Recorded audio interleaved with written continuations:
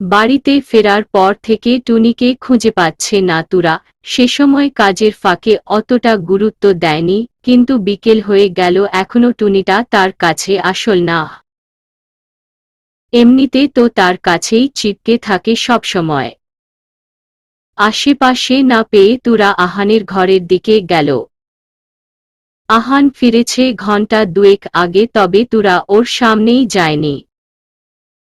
রাইমার ঘরে বসে ছিল ঘাপটি মেরে। গুটি গুটি পায়ে এগিয়ে দরজার সামনে দাঁড়ালো। বুকের ভেতর অসহনীয় ধুকপুকানি শুরু হয়েছে। আহানের মুখটা দেখলেও তার লজ্জা লাগছে। দরজা সামান্য ফাঁক করে ঘরে ঢুকল। ভেতরে তো আহান নেই। তবে সেদিকে মাথা না ঘামিয়ে তুরা টুনিকে খুঁজতে লাগল। ঘরের ভেতর উলট পালট করে ফেলেছে। অবশেষে ফ্লোরে শুয়ে খাটের নিচে উকি দিতে লাগলে আহান বারান্দা থেকে ল্যাপটপটা হাতে ঘরে ঢুকল। পুরো ঘরের অবস্থা বেহাল। তুরাকে ফ্লোরে শুয়ে থাকতে দেখে বলল, ফ্লোরে শুয়ে কি করছো তুমি? হঠাৎ আহানের গলা শুনে তুরা ধরফরিয়ে উঠতে গেলে খাটের কাঠের সাথে ধুপ করে গুথা লেগে ব্যথায় মুখ কুঁচকে নিচেই পড়ে রইল। সব রাগ গিয়ে পড়ল আহানের উপর। এই লোকটার এখনই আসতে হল। বজ্জাত লোক, মাথাটা ফেটে যাচ্ছে। তুরাকে শটান উপর হয়ে নিচে শুয়ে থাকতে দেখে আহান এগিয়ে এসে সামনে বুকে দুহাত গুজে দাঁড়াল। তুরা ঘাড় ঘুরিয়ে আহানকে দেখে আবারও অন্যদিকে মুখ ফিরিয়ে নিল। আহান হাত বাড়িয়ে তুরার বাহু ধরে ওকে দাঁড় করাল। তারপর মাথাটা এপাশ ওপাশ করে দেখল কোথায় লেগেছে। নিচে শুয়ে কি করছিলে তুমি? প্রশ্নটা শুনে তুরার মন খারাপ হয়ে গেল। মুখ ছোট করে বলল, আমার টুনিকে খুঁজে পাচ্ছি না। আহান কোনো উত্তর না করাই তুরা ঘাড় উঁচিয়ে তাকালো লম্বা চওড়া মানুষটার গম্ভীর চেহারা পানে। মুহূর্ত খানিক নিশ্চুপ থেকে ভার গলায় বলল, তোমার আজাইরা বিড়ালটাকে বলো আমাকে ফলো করা বন্ধ করতে। ওর জ্বালায় আজকাল কাজ করেও আমি শান্তি পাই না। বলেই সরে গিয়ে টেবিলে ল্যাপটপ রাখতে গেলেই তুরার চোখ গেল আহান দাঁড়িয়ে থাকা স্থানটাই। এতক্ষণ তাহলে এখানেই ছিল পাজিটা। তুরা চোখ গরম করে টুনির দিকে তাকালো, কিন্তু তাতে তার কি? সে তো ছোট্ট লেজটা গুটিয়ে হাতটা মুখের কাছে নিয়ে চাটছে। দুহাতে কোলে তুলে নিল। তুরা খিটমিট করে বলল, সমস্যা কি তোর? সুযোগ পেলেই এই জল্লাদ লোকটার কাছে এসে বসে থাকিস কেন? টুনি কি বুঝল? ওই জানে। তবে তুরার কথায় তার কোনো কান নেই। সে তো অপলক চেয়ে আছে আহানের দিকে। তুরার কোল থেকেই ম্যাও করে ডেকে উঠল আহানের দিকে চেয়ে। আহান ফাইলগুলো রাখতে রাখতে টুনির দিকে তাকিয়ে বলল, তোমার বোন তো সুযোগ পেয়ে আমার মান সম্মান লুটে নিয়েছে। এখন তুমিও পড়েছ পেছনে। দুজন মিলে আমাকে খেয়ে ফেলবে কোনোদিন। আপনার মতো জল্লাদ লোকটাকে খেতে আমার বয়ই গেছে। আমি তো আইসক্রিম খাবো লাল টুকটুকে রঙের। আহানের কথা শুনে কোনো দিক না ভেবেই তুরা ফট করে বলে উঠল। আহান তীক্ষ্ণ চাহনিতে তুরার দিকে তাকালেই চুপ হয়ে গেল। কি বললে? আমি জল্লাদ? মাজায় হাত রেখে বলল আহান। তুরা আহানের এমন ধীম গলায় খানিকটা ভরকে গেল। আমতা আমতা করে দুকদম পিছিয়ে খাটের সাথে ঘেঁষে দাঁড়িয়ে বলল, কই না তো। কালকেও অনেক কিছু বলছিলা। আমি বজ্জাত, জল্লাদ আর কি যেন। ও হ্যাঁ, উগান্ডা। আমি উগান্ডা? নাহ, না তো। আপনি তো ভালো, খুব ভালো। জোরতা ভরা গলায় বলল তুরা। এসব কখন বলেছিল সে? তাও আহানের সামনেই। কাল কি বলেছিল কিচ্ছুটি মনে নেই তার। টুনিকে দুহাতে চেপে খাটের পাশ ঘেঁষে দাঁড়াল। আহান এগিয়ে এসে একদম নাক বরাবর দাঁড়িয়ে বলল, খুব বার বেড়েছে তোমার। কাকে কি বলো তুমি? আমি কে হই তোমার? জবাবে তুরা ফ্যাল করে চেয়ে থাকলে আহান শক্ত গলায় বলল, কি হলো বলছো না কেন? আমি কে হই তোমার স্বামী? এক্সাক্টলি। তো নিজের হাসব্যান্ডকে ভয় পাও না? বলেই তুরার একদম কাছাকাছি এগিয়ে আসলে তুরা তাল সামলাতে না পেরে খাটে পড়ে যেতে নিলে এক হাতে টুনিকে আরেক হাতে আহানের টি শার্ট খামচে ধরে থপ করে বিছানার উপর পড়ে গেল, সাথে আহানও ওর দুপাশে হাত রেখে ঝুঁকে পড়েছে। তুরা রেগে তাকালো আহানের দিকে, কেমন জামাই এটা? আবার বলে আমি তোমার হাসব্যান্ড। পড়ে গেল, বাঁচাতে পারল তো না, উল্টো নিজেই ঝুঁকে আছে। আমি পড়ে গেলাম, ধরলেন না কেন আমাকে? আহান তুরার উপর থেকে নিচ পর্যন্ত একবার চোখ বুলাল। আহানের এরূপ দৃষ্টিতে তুরা ভরকে গেল। থতমত খেয়ে কিছু বলতে নিবে তখনই দরজার বেল বেজে উঠলে এক হাত দিয়ে ধাক্কা দিয়ে আহানকে সরিয়ে উঠে দৌড়ে বেরিয়ে গেল। আহান চিত হয়ে শুয়ে পড়ল বিছানায়। তুরার ভরকে যাওয়া চেহারাটা দেখতে ইদানিং অনেক বেশি ভালো লাগে, তাই কারণে অকারণে তুরাকে ভীষণ অস্বস্তিতে ফেলে দেয়। মাথার নিচে দুহাত দিয়ে এসব ভাবতেই বুকের উপর কিছু একটার ভার অনুভব করতেই ভ্রু কুঁচকে মাথা উঁচু করে তাকাতেই দেখল টুনি সামনের দুহাতে আহানের বুকের উপর ভর দিয়ে ম্যাও করে উঠলেই আহান ছিটকে সরে এসে বলল, সমস্যা কি তোমার? আমাকে এত ভালো লাগে?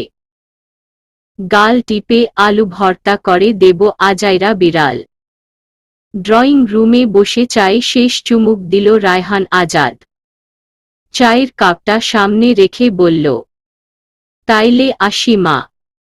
এখনই চলে যাবেন আঙ্কেল? আরেকটু থাকুন। বাবা মাও কেউ বাসায় নেই, তারা যদি জানতে পারে আপনি এভাবে এসেই চলে গেলেন খুব কষ্ট পাবেন। রায়হান গোলগাল মুখখানা ছড়িয়ে হেসে উঠে বললেন, আবারও আসবো মা, আজকে যেতে হবে। ইনসাফ আসুক, আমি আবারও আসব। বলেই উঠে দাঁড়ালো। পাশেই প্রেমা মুখ কালো করে বসে আছে। মূলত প্রেমাকে নিতেই এসেছেন রায়হান। তার বোনের বাড়িতে যাবেন ময়মনসিংহ, তাই প্রেমাকে নিতে এসেছে। প্রেমা বার কয়েক নাকচ করলেও তিনি প্রেমাকে সাথে নিয়ে তবেই যাবে। রায়হান উঠে দাঁড়ালে প্রেমা মুখ কালো করেই সুটকেসটা নিয়ে দাঁড়াল। আহানের সাথে আরও কিছু কথা বলে রায়হান বেরোলে প্রেমাও প্রচণ্ড অনিচ্ছা সত্ত্বেও হাঁটা ধরল। আপু। তুরা ডাকে হাঁটা থামিয়ে দাঁড়াল প্রেমা। তুরা চোখ মুখে মেকি আবেগ দেখিয়ে বলল, আহারে, আমি তো ভেবেছিলাম তুমি আরও মাস খানেক থাকবে আপু। ইস, কি আর করার বলো, সে যেতেই হচ্ছে। তবে তোমার যখন ইচ্ছে করবে চলে আসবে কেমন? উনি তো রাইমা আপু আর তোমার মধ্যে পার্থক্য করেন না, একই রকম ভালোবাসেন দু বোনকে। বোন শুনেই প্রেমার মেজাজ তুঙ্গে চড়ে গেল, শেষে কিনা আহানের বোন।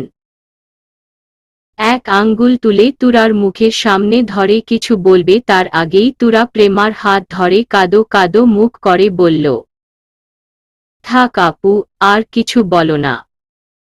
তুমি চলে যাচ্ছ ভেবেই তো আমার কান্না পাচ্ছে। প্রেমা বিড়বিড় করে স্টুপিড বলে গজগজ করে বেরিয়ে গেলে তুরা ওর যাওয়ার পানে তাকিয়ে ফিক করে হেসে দিল। বেশ হয়েছে, পেতনিটা ঘাড় থেকে নেমেছে।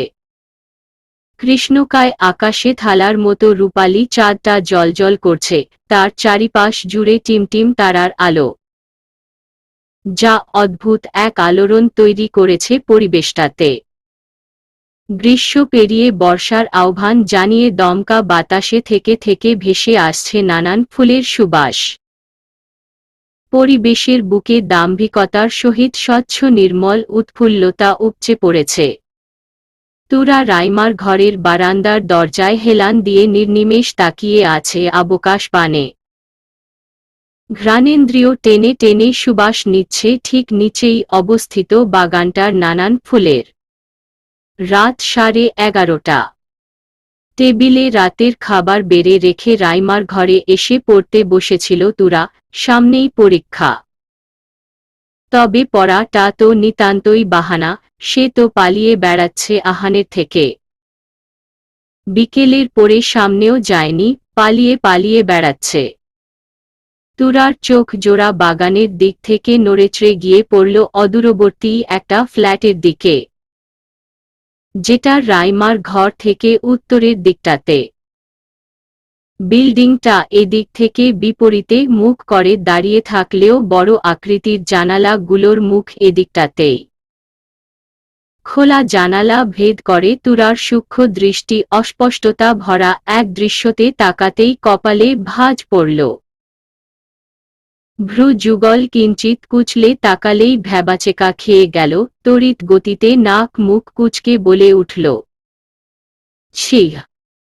গা গুলিয়ে উঠল তুরার। নির্লজ্জতার একটা সীমা আছে, এভাবে জানালা খোলা মেলা রেখে এসব কেউ করে?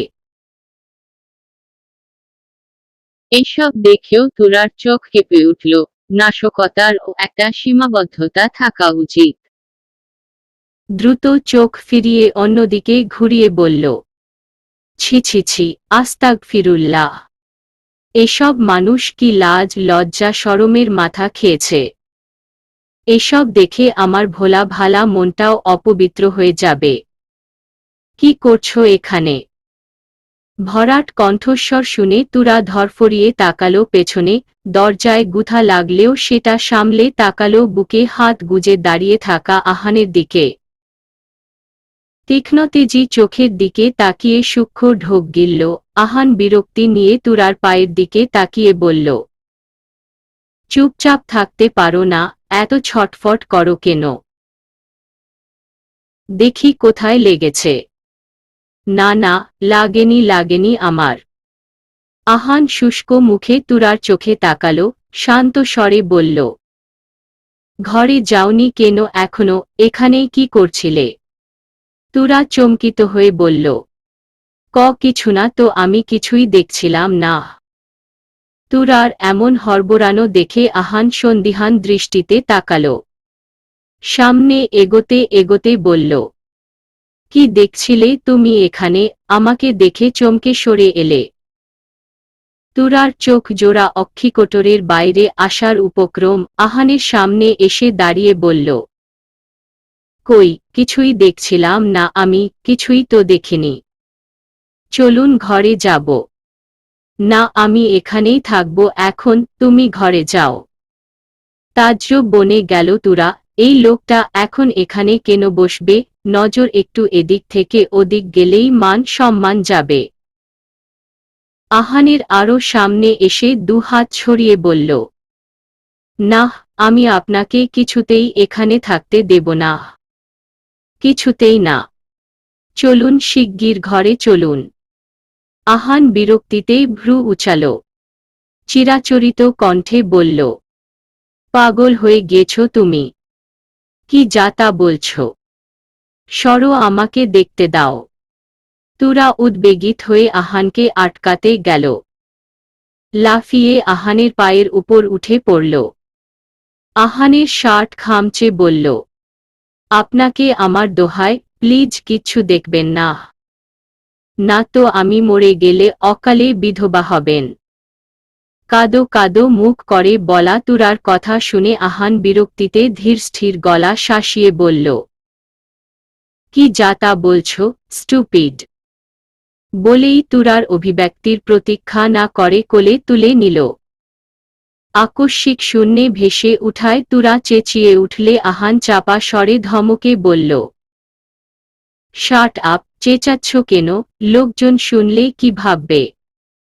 তুরা অবোধের মতো মুখ করে বলল, কি ভাববে? আর কে ভাববে? বাড়িতে তো কেউ নেই।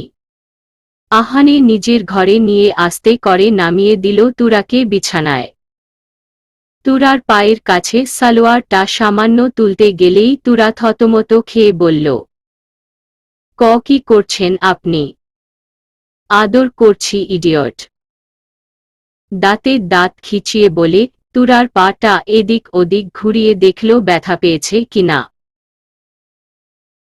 কিন্তু তুরা আহানের কাজের মর্মার্থ না বুঝে অহেতুক ভীত হয়ে এক টানে পা তুলে খাট থেকে নেমে যেতে গেলেই আহান তার বলিষ্ঠ হাতের এক টানে তুরাকে নিজের উরুর উপর বসাল। এক হাতে কোমর ঝাপটে ধরল।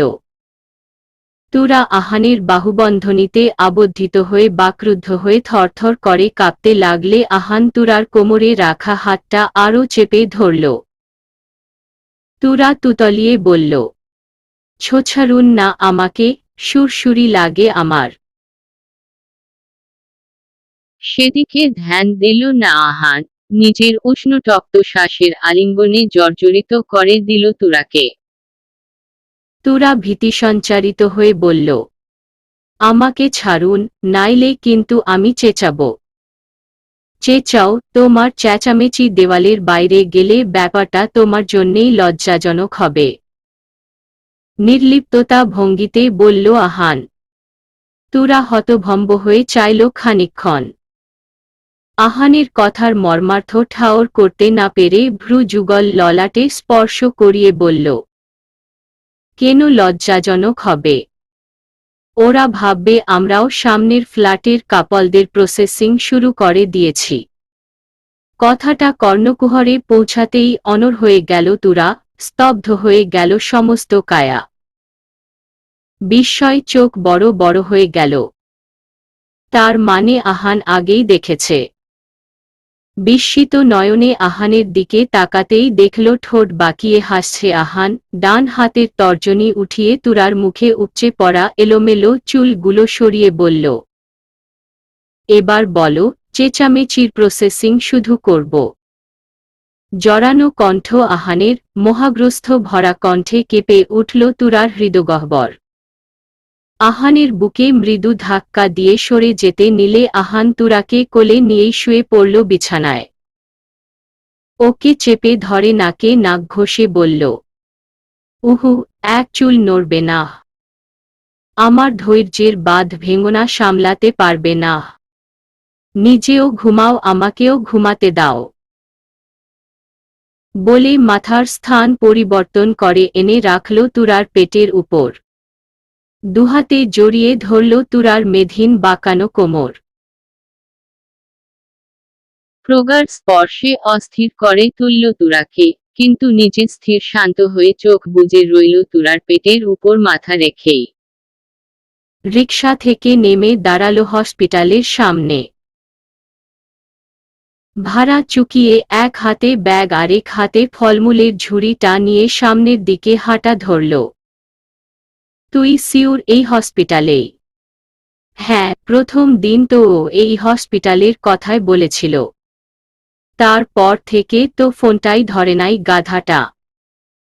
ভ্রু কুঁচকে কাঠ কাঠ গলায় বলল ফারিহা, দেখেই বোঝা যাচ্ছে সাদমানের উপর ভীষণ রাগান্বিত। এই 2 দিনে কম করেও 50-60 বার কল করেছে, বারবারই ফোন সুইচ অফ। এভাবে বলিস না, হয়তো এত সব ঝামেলার চাপে ফোন চার্জ করার সময় হয়নি তাই বন্ধ। প্রত্যুত্তর করল না ফারিহা। রিসিপশনে গিয়ে অ্যাসিস্ট্যান্স এর সাথে কথা বলে তুরাকে ইশারা করে সামনের দিকে এগোতে লাগল। কেবিনের দরজাটা খুলতেই সামনে পড়ল সাদা শুভ্র বেডে শুয়ে মাঝবয়সী রুগ্ন মহিলা, তার পাশেই চেয়ারটাতে হেলান দিয়ে ঘুমিয়ে ঢুলছে সাদমান। নিঃশব্দে এগিয়ে গেল তুরা আর ফারিহা। সাদমানের পিঠ বরাবর দুম করে একটা কিল বসিয়ে দিল ফারিহা। আকস্মিক আক্রমণে নিভু নিভু ঘুম ভেঙে ধরফরিয়ে উঠল সাদমান। তার সামনে তুরা আর ফারিহাকে দাঁড়িয়ে থাকতে দেখে ভূত দেখার মতো চমকিত হয়ে বলল, তুমি? মানে তোমরা এখানে? উস্কো খুস্কো চুল, লাল টকটকে চোখ, যা প্রায় কোটরে বসে যাওয়া। গায়ের শার্টটাও কুচকানো। বিস্ফোরিত চাহনিতে তাকিয়ে আছে তুরা আর ফারিহার দিকে। উচ্চস্বরে কিছু বলতে গেলেও পাশে শুয়ে থাকা মায়ের দিকে তাকিয়ে থেমে গিয়ে ফিসফিস করে বলল, তোমরা দুজন এখানে কি করে? তুরা কিছু বলবে তার আগেই ফারিহা এগিয়ে গিয়ে দুম করে আরেকটা চাপড় বসিয়ে দিল সাদমানের বাহুতে, চাপা স্বরে বলল, ইতর, বদমাস টিনম্যানের বাচ্চা, তোকে কতবার ফোন দিয়েছি বল, ধরিস নি কেন বেদ্যপ? তুরা সাদমানের সামনে দাঁড়িয়ে ফারিহাকে থামিয়ে বলল, আরে থামো, কি করছিস? আন্টি জেগে যাবে তো। আমাকে থামাচ্ছিস? এই গদ্ধবটাকে বল আগে, এই 2 দিনে কতবার ফোন দিয়েছি কোনো আইডিয়া আছে? চিন্তা হয় না আমাদের? দাঁত চেপে ক্ষিপ্ত স্বরে বলল ফারিহা। সাদমান ফারিহার কথা শুনে মুখ ছোট করে বলল, আসলে ফোনে চার্জ ছিল না। কেন ছিল না? তোকে বলেছিলাম না সব আপডেট আমাকে বলতে, তাও কেন বলিস নি তুই? এ পর্যায়ে সাদমান ফারিহার কথার উত্তর করল না, নীরবতা ভাঙল তুরার প্রশ্নে। এখন কেমন আছেন আন্টি? এখন আগের চেয়ে বেটার, ডক্টর বলেছে আরও কিছুদিন অবজারভেশনে রাখতে হবে। সাদমানের কথার সাথে সাথে নড়েচড়ে উঠল বেডে শুয়ে থাকা মানুষটা, দেবে যাওয়া চোখের পাতা খুলে টিপটিপ করে তাকাল। মুখ থেকে মৃদু শব্দ করলেই সাদমান এগিয়ে গিয়ে ধরল, শান্ত গলায় বলল, উঠে বসবে মা। মৃদু মাথা দুলিয়ে সম্মতি দিলেন ভদ্রমহিলা। বেশ জীর্ণ শীর্ণ রুগ্ন শরীর, সামনের ঢেউ খেলা চুলে পাক ধরেছে বেশ অনেকটা। উজ্জ্বল শ্যামলা গর্ণের মহিলাটির চেহারার সাদমানের মুখাবয়বের সাথে অনেকটাই মিলে যায়। ভার হয়ে আসা চোখের পাতা খুলে পুরোপুরি তাকানোর চেষ্টা করলে পাশ থেকে চশমাটা তুলে চোখে পরিয়ে দিল সাদমান। ঘোলাটে দৃষ্টি স্পষ্ট হতেই চোখের সামনে দৃশ্যমান হল দুটো কৌতূহল ভরা মেয়েলি চেহারা। আসসালামু আলাইকুম আন্টি, কেমন আছেন? ঠোঁট নাড়িয়ে খুব শান্ত স্বরে সালামের উত্তর দেওয়ার সাথে সাথে ফারিহা আবারও বলল, আমি ফারিহা আর ও তুরা, আমরা সাদমানের ফ্রেন্ড। সামান্য হাসল মহিলা, কুঁচকে আসা গালের চামড়া মৃদু প্রসারিত হল। নমনীয় ভাষায় বলল, আমি তোমাদের আজ প্রথম দেখলেও চিনতে পেরেছি, সাদমান তোমাদের কথা অনেক বলেছে। কতবার বললাম তোমাদের বাড়িতে নিতে, কানেই নেয় না। ফারিহার মেজাজে উস্কানি লেগে গেল সাদমানের মায়ের কথায়। এগিয়ে গিয়ে একগাদা ফলমূল আর হেলথ ড্রিঙ্কস এর ঝুড়িটা টেবিলের উপরে রেখে পাশে বসে খিটমিট করে বলল, ও বাড়িতে কি নিবে? এত কিছু যে হয়ে গেছে, জানানোর প্রয়োজনটুকু বোধ করেনি। আজ 2 দিন ধরে ফোন উঠাই না। আজ কত খোঁজ করে করে খুঁজে এসেছি এখানে। একদমই হড়বড়িয়ে বলল ফারিহা। তুরা এগিয়ে গিয়ে চোখের ইশারায় ফারিহাকে থামতে বলে। তবুও যেন তাতে রা নেই ফারিহার, ও তো পারলে সাদমানকে এখন ছাদ থেকেই ধাক্কা দিয়ে ফেলে দেয়। এখন কেমন আছেন আন্টি? হঠাৎ এতটা অসুস্থতা কি করে হল? তুরার প্রশ্নে ভদ্রমহিলা ক্লান্তির প্রশ্বাস ফেলল। ম্লান কণ্ঠে বলল, হঠাৎ আর কই মা, অসুস্থতা তো লেগেই আছে। আমার জন্যেই তো সব ঝামেলা, আমি না। মা, তোমার ওষুধ খাবার সময় হয়েছে। মায়ের কথা সম্পূর্ণ না করতেই সাদমান থামিয়ে দিল। তার চোখ মুখ দেখে স্পষ্ট যে ওষুধ খাওয়ার নামে সে মায়ের কথাটা বন্ধ করল। মহিলা আলতো হেসে বলে উঠল, আর কত ওষুধ খাবো বাবা, আমার জন্যে তোর জীবনটা ক্ষয় হচ্ছে। এভাবে কতদিন আমার জন্যে এত ঝামেলা সহ্য করবি? সাদমানের চোখে মুখে অস্বস্তি দেখেই বোঝা যাচ্ছে মায়ের এহেন কথায় সে বিরক্ত, আর তার চেয়েও বেশি বিব্রত তুরা আর ফারিহার সামনে এসব বলায়। তুরা এক পলক চাইল দুজনের পানে, যেন তাতেই অনেকটা বুঝে গেল, এগিয়ে বসে হাতের উপর হাত রেখে বলল, এভাবে কেন বলছেন আন্টি? সাদমান আপনার জন্যে করবে না তো কার জন্যে করবে? আপনিই তো সবর। আর কতই বা করবে গো মা, ওর বাবা মারা গেছে তখন ছেলে আমার সবেমাত্র মাধ্যমিক পরীক্ষা দিয়েছে। তারপর থেকে আমিও প্রায় শয্যাশায়ী, এতদিন ধরে নিজের উপর চাপ দিয়ে সবটা সামলাচ্ছে ও একা। সাদমান ট্যাবলেটটা মায়ের হাতে ধরিয়ে পানির গ্লাসটা এগিয়ে দিল। ওষুধ খাওয়া হলে পানির গ্লাসটা হাতে নিতে নিতে বলল, এসব বাদ দাও মা, কতবার বলেছি এগুলো বলবে না। সাদমানের কথার সাথে তুরাও বলল, ও ঠিকই বলেছে আন্টি, আপনি এতটা চিন্তা করবেন না।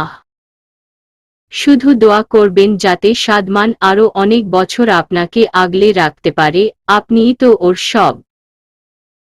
একদমই তাই, আর এইটাও বেশি বেশি দোয়া করবেন যাতে ওর মাথার গোবরগুলো কমে বুদ্ধিশুদ্ধি হয়। ফারিহার কথা শুনে হেসে উঠল সাদমানের মা। মেয়েটা ভারী চঞ্চল এটা সেও জানে। তুরা আর ফারিহা আরও বেশ খানিকটা সময় বসে গল্প করল। ঘড়ির কাঁটায় ৩টা পেরোলে সাদমানের মাকে বিদায় জানিয়ে বেরোল কেবিন থেকে। সাদমান ওদের এগিয়ে দিতে আসলে ফারিহা দাঁড়িয়ে বলল, আমাদের সাথে আসতে হবে না, হাত পা সবই ঠিক আছে, মায়ের দেখাশোনা কর আর গোসল কর। দেখে তো মনে হয় না ২ দিনে গোসল করেছিস, ছি ছি, তোর গায়ের দুর্গন্ধের জন্য ভার্সিটিতে টিকতে পারি না আমি। ফারিহার অহেতুক কৌতুক শুনে সাদমান মুখ কুঁচকে তাকাল। পাশ থেকে তুরা পিঠের উপর চাপড় বসালেই মেকি হেসে বলল, আম জোকিং, বলে এবার মুখভঙ্গি স্বাভাবিক করল। সাদমানের দিকে তাকিয়ে বলল, আন্টিকে তো আরো কিছুদিন রাখতে হবে এখানে, টাকা আছে তোর কাছে? হাসি হাসি করে রাখা মুখখানা চুপসে গেল সাদমানের, তবুও ভঙ্গিমা অপরিবর্তনীয় রেখে বলল, হ্যাঁ আছে তো, তোর এসব নিয়ে ভাবতে হবে না। মুখটা বন্ধ কর বেদ্যপ। আমি ভাবব না তো কি তোর গার্লফ্রেন্ড আছে যে সে ভাববে? বলেই ব্যাগ থেকে কতগুলো টাকা বের করে সাদমানের সামনে ধরে বলল, এই টাকাগুলো রাখো, তোর কাজে লাগবে। মুহূর্তেই মুখ জুড়ে কালো আধার নামল সাদমানের। চোখ শক্ত করে গম্ভীর গলায় বলল, টাকাটা নিজের কাছেই রাখো ফারিহা, মায়ের চিকিৎসা আমি নিজেই করাতে পারব। ফারিহা আগেই জানত সাদমান কিছুতেই টাকাটা নিতে চাইবে না। ওর মতো ব্যক্তিত্বের মানুষের কাছে এটাই কাঙ্ক্ষিত ছিল। তবুও জেদ ধরে বলল, এখন এসব বলার সময় না সাদমান, আন্টির জন্য টাকাগুলো যখন তখন লাগতে পারে। তোর টিউশনিও তো বন্ধ আছে, কোথায় পাবি তুই? সেটা আমি বুঝে নেব বললাম তো, তোকে ভাবতে হবে না। এবার পাশ থেকে তুরা সাদমানকে উদ্দেশ্য করে বলল, টাকাগুলো তুমি রাখো সাদমান, বিপদের সময় লাগতেও পারে। আর আমরা কি এতই পর যে আমাদের এতটুকু সাহায্য করতে দেবে না? আন্টি তো আমাদেরও মায়ের মতোই।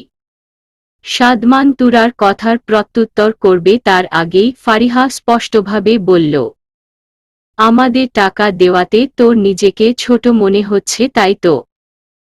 ঠিক আছে, তোর যখন এতই সমস্যা তাহলে তুই ধার হিসেবে নে। আন্টি সুস্থ হয়ে গেলে আমাকে শোধ করে দিস, কেমন? বলেই সাদমানের কোনো জবাব না শুনে ওর হাতে টাকাগুলো গুজে দিয়ে তুরার হাত ধরে হাঁটা ধরল। সাদমান ওদের যাওয়ার পানে তাকিয়ে নিজের হাতে দিয়ে যাওয়া টাকাগুলোর দিকে তাকাল। টাকাগুলোর আসলেই ভীষণ দরকার ছিল তার।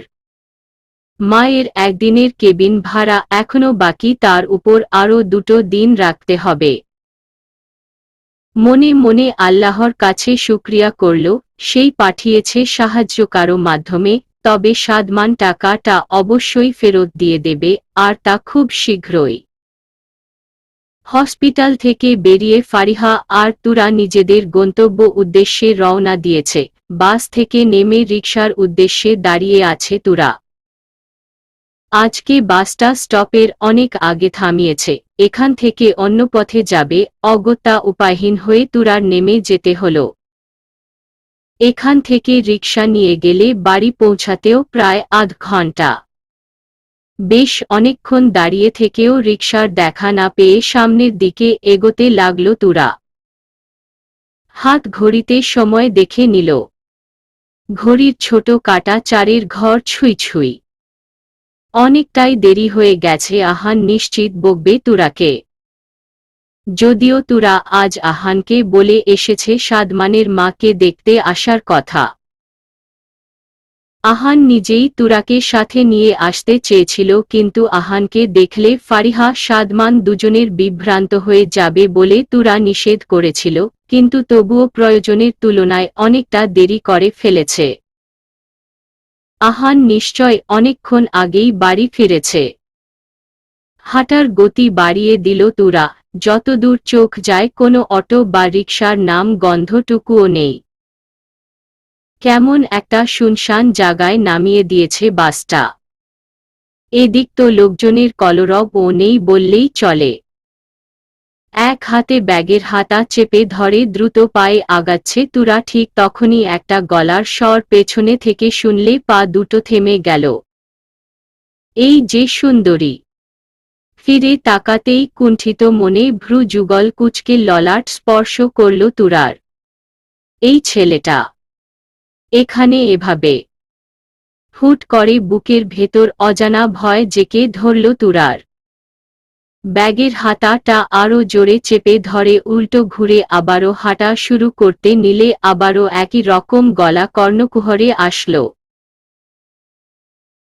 পালাচ্ছ কেন? দাঁড়াও! সেদিন সাহায্য করলাম তোমাকে, ধন্যবাদটা তো বলে যাও। ঘুরে দাঁড়ালো তুরা, চোখ মুখ শক্ত করে ঝাঝালো গলায় বলল, কি সমস্যা? সমস্যা তো আমার না, সমস্যা তোমার। আমি তো কথাই বলতে চাচ্ছি, তুমিই পালাচ্ছ। বলতে বলতে এগিয়ে এলো ছেলেটি, সেদিনকার মতোই গায়ে জড়ানো জার্সির মতো টি-শার্ট আর গলায় ঝুলানো চেইন। তবে আজ একা না, সাথে আরও একটা ছেলে আছে। দুজনকেই একই ধাঁচের মনে হলো তুরার। তবে ওরা যেমনই হোক তুরার মোটেও ভালো ঠেকেছে না। বিকেল গড়াচ্ছে, জনমানব শূন্য এই চিকন রাস্তাটা কেমন খা খা করে উঠল যেন। মনে মনে ভীতশঙ্কিত হলেও চোখে মুখে প্রগাঢ় ক্রোধ এনে বলল, আপনাদের সাথে কথা বলতে আমি মোটেও ইন্টারেস্টেড নই। ফিচেল হাসি দিল ছেলেটা, তার সাথে হলুদাভ দাঁতগুলো কেমন চিকচিক করে উঠল। গলার চেইনটা ঘুরাতে ঘুরাতে তুরার সামনে এগিয়ে এসে বলল, কিন্তু তোমার উপর আমাদের খুব ইন্টারেস্ট। বলেই তুরার একদম সামনাসামনি দাঁড়িয়ে বলল, চলো না আজকে আমাদের সাথে, খুব ফুর্তি করব। গা গুলিয়ে আসলো তুরার এহেন জঘন্য বাক্য শ্রবণ হতেই। ঘাড়ের পেছনে ঠান্ডা হয়ে আসলো অপ্রতিভ বিপদের আভাসে। আশেপাশে চোখ বুলিয়ে কোনো মানুষ খোঁজার চেষ্টা করলেও কারো টিকিটিও চক্ষুগোচর হল না। এদিক ওদিকে কি খোঁজো ডার্লিং, এখানে আমরা ছাড়া তোমাকে আদর সোহাগ করার কেউ নাই। পাশে দাঁড়ানো ছেলেটার কথা শুনতাই তুরার মাথা ঘুরে উঠল, শরীর ঘামছে, গা গুলাচ্ছে। থরথর করে কাঁপতে থাকা পা একেবারে বিবশ হয়ে গেছে। এক চুল নড়ার শক্তিও যেন হারিয়ে গেছে। তবুও মনোবল হারালো না তুরা। ফোঁস করে নিঃশ্বাস টেনে নিয়েই ছুট লাগালো, পায়ের উপর সর্বোচ্চ শক্তি চাপিয়ে উল্টো পথে দৌড় শুরু করল। ভাই মেয়ে তো পালাচ্ছে। পালিয়ে যাবে কোথায়? সেদিন বাসের ভিতরে আমাকে ধাক্কা দিয়ে পালিয়ে গেছে, আজ কিছুতেই ছাড়ব না।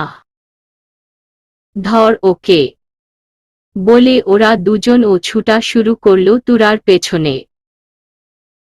তুরা কাঁধের ব্যাগটা খামচে ধরে প্রাণপণে দৌড়াচ্ছে, মাথায় শুধু এটুকুই আছে যে এখান থেকে দৌড়ে পালাতে পারলে সে বাঁচবে, নিজের সম্মান বাঁচবে।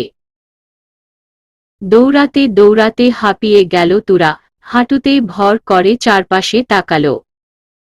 তখনই পেছনে থেকে ওদের আসার শব্দ হতেই কোনো কিছু ঠাউর করতে পারার আগেই আবারও ছুটা শুরু করল। বারান্দায় বিরতিহীন পায়চারি করছে আর বারবার গেটের দিকে তাকাচ্ছে আহান। দুপুর গড়িয়ে বিকেল পেরিয়েছে, অথচ এখনো তুরার ফেরার নাম নেই। বলে তো ছিল বিকেলের মধ্যেই বাড়ি ফিরবে, তাহলে এখনো আসলো না কেন? চিন্তায় উৎকণ্ঠায় আহানের নাভিশ্বাস উঠার জো। এক দণ্ড স্থির বসতে পারছে না। কোথায় আছে, কি করছে, এত দেরি কেন হচ্ছে? কোনো বিপদ হলো না তো? বিপদের নামটা মাথায় আসতেই সকল চিন্তাগুলো ধরফরিয়ে দুশ্চিন্তায় পরিণত হল। কোনো বিপদ হলো না তো রাস্তায়? আর দুদণ্ড দাঁড়ালো না আহান, গাড়ির চাবিটা নিয়েই বেরিয়ে পড়ল। দ্রুত গতিতে গাড়ি চালিয়ে এসে থামল সিটি হসপিটালের সামনে। ভাগ্যবশত আহান গাড়ি থেকে নেমে ভেতরে ঢোকার পথেই দেখা হলো সাদমানের সাথে। হাত ভর্তি ওষুধের প্যাকেট নিয়ে ঢুকছিল।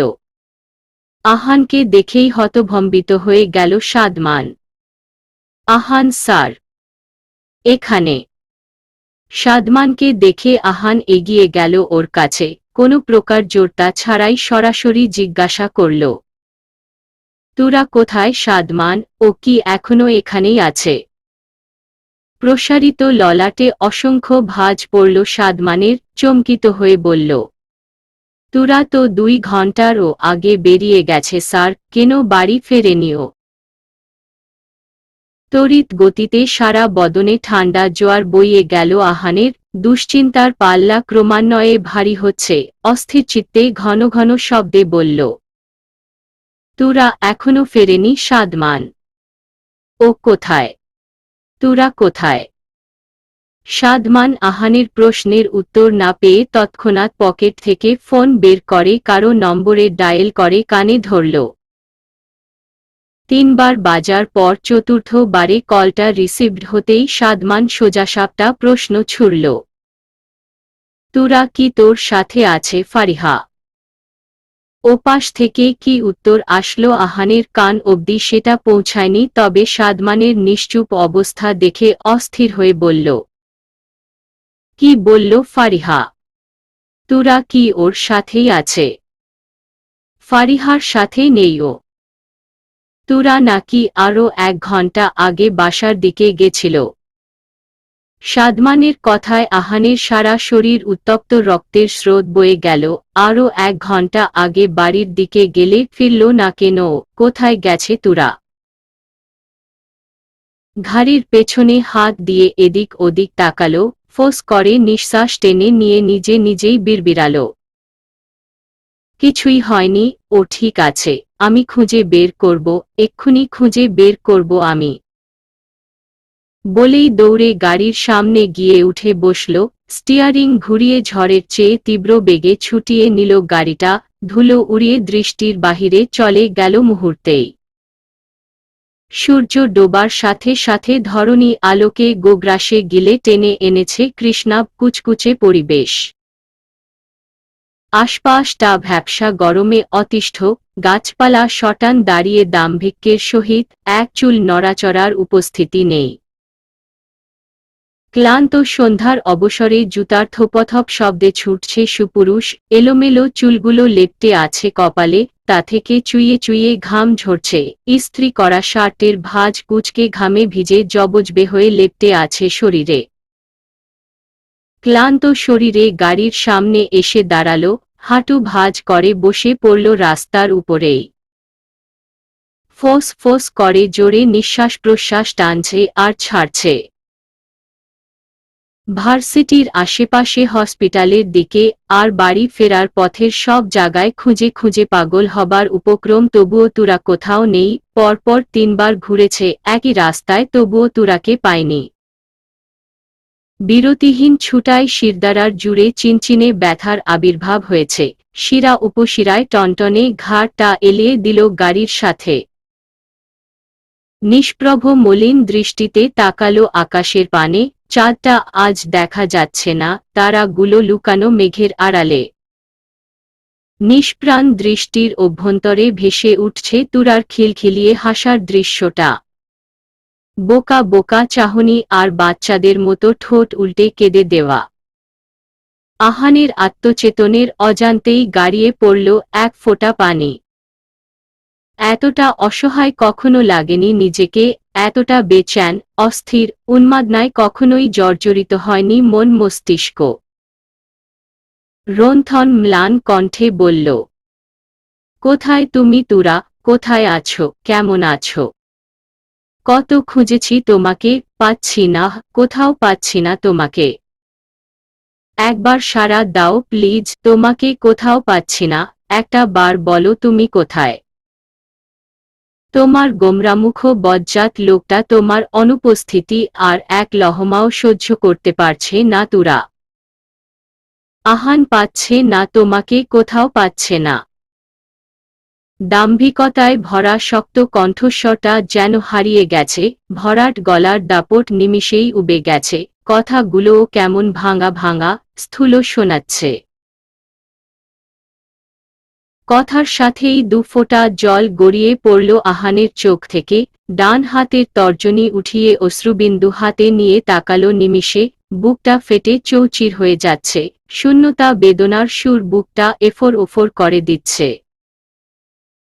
হাতের উল্টো পিঠে মুছে নিল তপ্ত নেত্রধারা। না, এভাবে বসে থাকলে চলবে না, খুঁজতে হবে। তুরার কিচ্ছু হয়নি, ও ঠিক আছে, ওকে এক্ষুনি খুঁজে ফেলবে। আহান বুকের ভেতর ফাল হয়ে ঢুকে পড়া তিক্ত যন্ত্রণার অবসানের জন্যে হলেও তুরাকে চাই, এক্ষুনি লাগবে। তুরার কিচ্ছু হতে পারে না। হুড়মুড়িয়ে উঠল আহান, দুহাতের এলোমেলো স্পর্শে চোখের পানি মুছে গাড়ির দরজাটা খুলতে যাবে তখনই ফোনের সিস্টেমেটিক টোনটা বেজে উঠল। তীব্র অনিচ্ছা সত্ত্বেও কিছু একটা ভেবে পকেট থেকে ফোনটা বের করে স্ক্রিনের দিকে তাকিয়ে থেকেই চোখ মুখ চিকচিক করে উঠল। ঘুটঘুটে অন্ধকারেও ফোনের স্ক্রিনের মৃদু আলোটাতে আহানের বিষণ্ণতা লেপ্টানো চেহারা জ্বলজ্বল করে উঠল। 3 লাইনের ছোট মেসেজটা দেখে প্রেরকের নাম নিয়ে মাথা না ঘামিয়েই গাড়িতে উঠে বসল।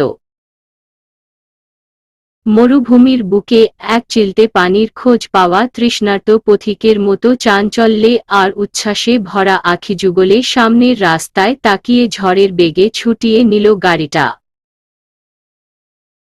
একজোড়া নয়ম বিমূঢ় দৃষ্টিতে তাকিয়ে আছে ঝকঝকে টাইলসের ফ্লোরে। আশেপাশের পরিবেশ থেকে মন মস্তিষ্ক শোষ মাইল দূরে, কেবল নিচের দিকে তাকিয়ে অপলক দৃষ্টিতে অবলোকন করতে ব্যস্ত। চোখে মুখে পানি চিকচিক করছে, বুকের ভেতরে ঘুটঘুটে অন্ধকারের মতো ঝাপসা হয়ে আছে। হাত মুষ্টি করে খামচে ধরল পরনের জামা, চোখ বন্ধ করে জোরে শ্বাস ফেলল। আহানের মুখখানা মনের ভেতর ভেসে উঠতেই চোখ দিয়ে টুপটাপ করে অশ্রু ঝরে পড়ল। কাঁধের উপর একটা হাতের স্পর্শ পেয়েও তাকালো না তুরা, ফুপিয়ে কেঁদেই চলেছে। কাঁদিস না মা, কিচ্ছু হয়নি তো।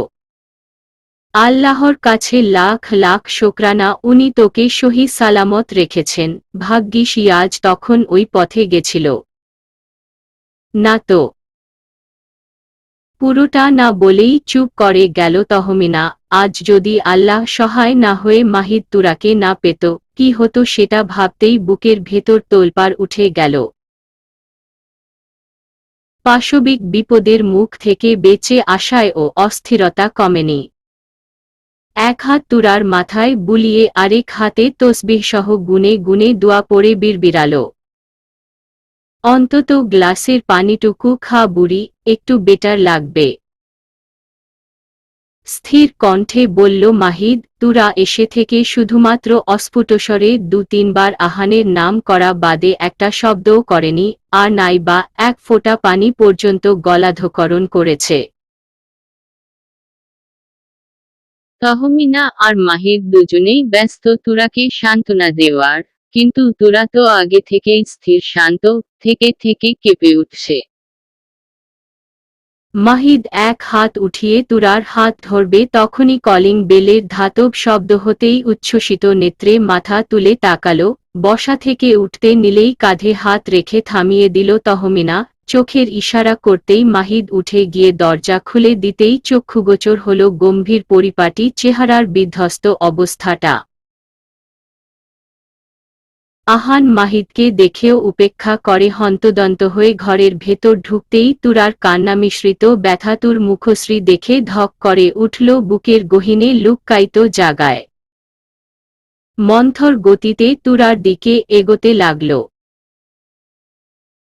তুরার অশ্রুভরা চোখের ঝাপসা ঝাপসা দৃষ্টি স্পষ্ট হতেই দৃশ্যমান হল আহানের অজস্র ক্লান্তিতে ছেয়ে থাকা মুখ। চোখের মনি শান্ত স্থবির হল স্বামী নামক মানুষটার মুখখানা দেখে।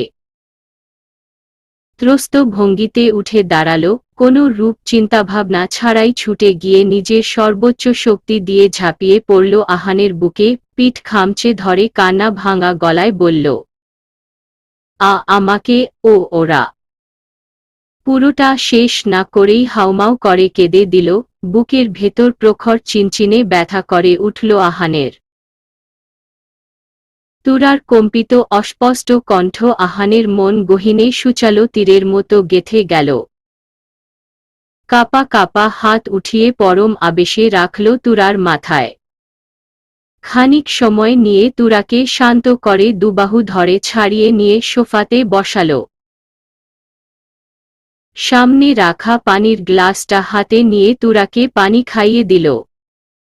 তহমিনা আর মাহিদ তাকিয়ে আছে শুধু নিষ্পলক। কিছুক্ষণ আগ অব্দিও মেয়েটা জমে পাথর হয়েছিল, আর এখন কান্নার জোয়ারে ভেঙে পড়ছে। তুরা, ওহু কান্না করে না, কিচ্ছু হয়নি। দেখি এদিকে তাকাও, বলে তুরার মুখটা দুহাতের আঁচলে নিয়ে চোখের পানি মুছিয়ে দিয়ে এক হাতে তুরাকে আগলে ধরল। তহমিহা বেগম এবার গলা খাকারি দিয়ে বলল, তোমার সাথে দেখা করার খুব ইচ্ছে ছিল, তবে সেটা এমন অপ্রীতিকর পরিস্থিতিতে হবে ভাবতে পারিনি। ভদ্রমহিলার সাবলীল স্বরে কথায় আহান এবার ধাতস্থ হয়ে তাকালো সামনে দাঁড়ানো মাঝ বয়স্ক মহিলা আর তার পাশেই দাঁড়ানো ছেলেটির পানে, যাকে যে আগে থেকেই চেনে। তবে আজকের চেনাটা অন্যরকম। সম্পর্ক, স্থান, কাল পুরোটাই ভিন্ন। তুরাকে কোথায় পেয়েছেন? জোরটা ছাড়াই প্রশ্ন করল আহান। মাহিদ চোখের চশমাটা ঠিক করে এগিয়ে এসে বলল, সন্ধ্যার দিকে আমি বাড়িতে ফিরছিলাম। তাড়াতাড়ি ফেরার জন্য শর্টকাট রাস্তায় গাড়ি ঢুকালে গাড়ির সামনে দিয়েই কাউকে দৌড়ে আসতে দেখে কৌতূহলবশত থামিয়ে বাইরে আসতেই তুরাকে দেখে যতটা না অবাক হয়েছিলাম তার চেয়েও বেশি অবাক হয়েছি ওকে ধাওয়া করা পেছনের দুটো ছেলেদের দেখে, তার চেয়ে বেশি ভয় পেয়েছি। সে সময়ে যদি আমি ওই রাস্তায় না আসতাম। বলেই চুপ করে গেল, লোমকূপ তিরতির করে উঠল না হওয়া পাশবিক মুসিবতের কথা ভেবে। ঘাড় ঘুরিয়ে চাইল বুকের মাঝে লেপ্টে থাকা তুরার পানে। এক হাতে আরো শক্ত করে ঝপটে আগলে নিল বুকের মাঝে। এসব থাক না মাহিদ, যা হওয়ার হয়ে গেছে, রবের কাছে শুকরিয়া যে আমার মেয়েটা সহি সালামত আছে। এটাই অনেক। প্রত্যুত্তরে কি বলবে ভেবে পেল না আহান। তুরার নিষ্পাপ মুখে চেয়ে এখনো বুকের ভেতর দিয়ে ঝড় বইছে। ঢোক গিলে শান্ত করল বেচাইন হওয়া ভেতরাঞ্চল, ভরাট গলায় বলল, বিকেল থেকে খুঁজে বেড়াচ্ছি ওকে। ভার্সিটি হসপিটাল বাড়ি যাওয়ার রাস্তা কোনোটা বাদ রাখেনি। এভাবে অফ সাইডে বলেই থামল। এ ব্যাপারে আর একটা শব্দও মুখ থেকে বেরোচ্ছে না। ফোঁস করে নিঃশ্বাস ছেড়ে বলল, আমি তুরাকে নিয়ে ফিরতে চাই আন্টি। তহমিনা কখন থেকে কিছু বলার জন্যেই পায়তারা করছিল। আহানের কথার পৃষ্ঠে উনি সাফ গলায় বললেন, আসলে তোমাকে আমার কিছু বলার আছে আহান। তুরা আমার অনেক আদরের, মূলত ওর জন্যেই দেশে ফিরেছি। মেয়েটা আমার অনেক দিন দূরে ছিল, তাই আমি চাই তুরাকে কিছুদিন আমার কাছে রাখতে। খানিক থেমে আবারও বলল, এরকম একটা ঘটনার সাপেক্ষে ও যখন বাড়িতে এসেছে, আর রাতও অনেক হয়েছে, আমি চাই না ও আজ ফিরুক। আর তোমার মা আর দিদুনও তো বাড়িতে নেই। এ সময় তুরার একটু সাপোর্ট আর মমতার প্রয়োজন। তাই আমি স্পষ্টত তুরাকে আমার কাছে কিছুদিন রাখতে চাই। আশা করছি এতে তোমার কোনো আপত্তি নেই। তহমিনার কথায় তুরা ঘাড় তুলে সোজা হয়ে বসল, মামুনির দিকে তাকিয়েই ফিরে চাইল আহানের চেহারায়। তুরার চোখে দুদণ্ড দৃষ্টি স্থির রেখেই মুখ ফিরিয়ে নিল আহান। কিছু একটা ভেবে মুখাবয়ব গম্ভীর স্থির করল। ভারী একটি দীর্ঘশ্বাস ফেলে বলল, ঠিক আছে, তুরা কিছুদিন থাকুক তবে এখানে। চোখ ছলছল করে উঠল তুরার, মন্থর দৃষ্টিতে তাকিয়ে থাকল আহানের চেহারা পানে। তার মাঝেই মাহিদ বলল, রাতও তো হয়ে গেছে, আজকে এখানেই থেকে যান স্যার। আহান ঠোঁট এলালো অল্প বিস্তর, হাসল কি না তা স্পষ্ট নয়। বসা থেকে উঠে দাঁড়িয়ে মাহিদের দিকে তাকিয়ে বলল, স্যার শব্দটা ভার্সিটির বাইরে ব্যবহার না করলেই খুশি হব। সৌজন্য সুলভ হাসল মাহিদ, তবে প্রত্যুত্তর করল না। তহমিনা এগিয়ে আসলো আহানের কাছে, সামনে দাঁড়িয়ে বলল, মাহিদ ঠিকই বলেছে আহান, এত রাত করে তুমি ফিরো না বাড়িতে। সমস্যা নেই আন্টি, আমি কাল এসে ওকে দেখে যাব। তবুও এত রাত করে আজ আর ফিরো না বাবা, আজ প্রথম এসেছ তুমি আমার বাড়িতে। তহমিনার কথার মাঝেই ঘাড় ঘুরিয়ে তাকালো তুরার দিকে। চাইল না তুরা আহানের মুখে, মুখ ফিরিয়ে অন্যদিকে ঘুরিয়ে বলল, উনাকে যেতে দাও মামনি, লাগবে না থাকা। বলে বসা থেকে উঠে গটগট করে ঘরের দিকে গেল। সেদিকে চেয়ে আহান ঠোঁট কামড়ে হাসল, শুষ্ক ঠোঁটের মৃদু হাসিটা এবার স্পষ্ট দৃশ্যমান হল। হোক নিষ্প্রাণ অথবা ক্লান্তি মিশ্রিত, তবে মুখ জুড়ে একটা প্রশান্তি ছড়িয়ে আছে। বিষাদের ঘন কালো মেঘ যেন অবিরাম ধারায় ধুয়ে মুছে গেছে, হোক অভিমান বা রাগ। চোখের সামনে থাকলে সব সহ্য করে নিবে সে। ফ্রেশ হয়ে এসে তোয়ালে হাতে নিয়ে চোখ মুখ মুছতে লাগলে দরজার দিকে চোখ গেলে হাত থেমে গেল। থপ করে তোয়ালেটা রেখে বারান্দায় গিয়ে দাঁড়াল। আহান হাসল সামান্য, দরজার ছিটকিনি তুলে দিয়ে এগিয়ে এসে বারান্দায় দাঁড়াল একদম তুরার পেছনে। তুরা সেটা লক্ষ্য করলেও অগ্রাহ্য করল পুরোটা। ভ্যাপসা গরমে থমথমে হয়ে থাকা আকাশটা এখন মেঘের বজ্রপাতের দাপটে ধরণী কাঁপিয়ে তুলছে। থেকে থেকে বিদ্যুতের ঝলকানি আর বেপরোয়া বাতাসের সহিত সঙ্গ দিতেই ঝুমঝুম করে বৃষ্টি নামল। ঝরঝরে বাতাসের এলোমেলো দাপটে বৃষ্টির পানি উপছে ছিটকে পড়ছে বারান্দার ভেতরে। চোখে মুখে পানির ঝাপটাই অনেকটাই ভিজে গেল তুরা, তবুও স্থির দাঁড়িয়ে রইল, বুকে দুহাত গুজে। নীরবতার লগ্নচ্যুত করে এবার শোনা গেল আহানের শান্ত কণ্ঠস্বর, ভিজে যাচ্ছ তুমি, ঘরে এসো। যাব না আমি, আপনি যান। ঝট করে বলে ফেলল তুরা, শুনবে না কথা। এখানে কেন এসেছে? যাক না চলে যাক থাকতে বলেছে কে? ক্ষুদ্র সময় পার হল, আহানের সারা শব্দ নেই। তুরাস সংশয় হল, সে বলল আর আহাম ভালো ছেলের মতো চলে গেল এমন তো হওয়ার কথা না। কপাল কুঁচকে পেছনে তাকাতেই ভরকে গেল, আহান ঠাই দাঁড়িয়ে, দেওয়ালে ঠেস দিয়ে বুকে দুহাত গুজে, তুরা মুখটা ছোট করে বলল, আপনি যাননি কেন? এগিয়ে এলো আহান, দূরত্ব ঘুচিয়ে গা ঘেঁষে দাঁড়াল। শান্ত আখিযুগল আটকে গেল তুরার ভেজা মুখমণ্ডলে। গোলগাল মুখে বিন্দু বিন্দু স্নিগ্ধতা জমে আছে যেন। নিষ্পলক চেয়ে থেকেই ঠোঁট নাড়িয়ে নরম গলায় বলল, ঘরে এসো তুরা, শরীর ভিজে যাচ্ছে। অসুস্থ হয়ে যাবে। মুখে না বলতে চাইলেও অদ্ভুত এক জোরতা ঘিরে ধরল তুরাকে। ঠান্ডা হিম অনলে শরীরে ঝাঁকুনি লাগছে বারংবার। তার উপর আহানের এতটা নৈকট্য, চোখ নামিয়ে কোনো মতে জবাব দিল, আরেকটু থাকি। কিছুক্ষণ চোখ ছোট করে তাকিয়ে থেকে এক ঝটকায় কোলে তুলে নিল তুরাকে।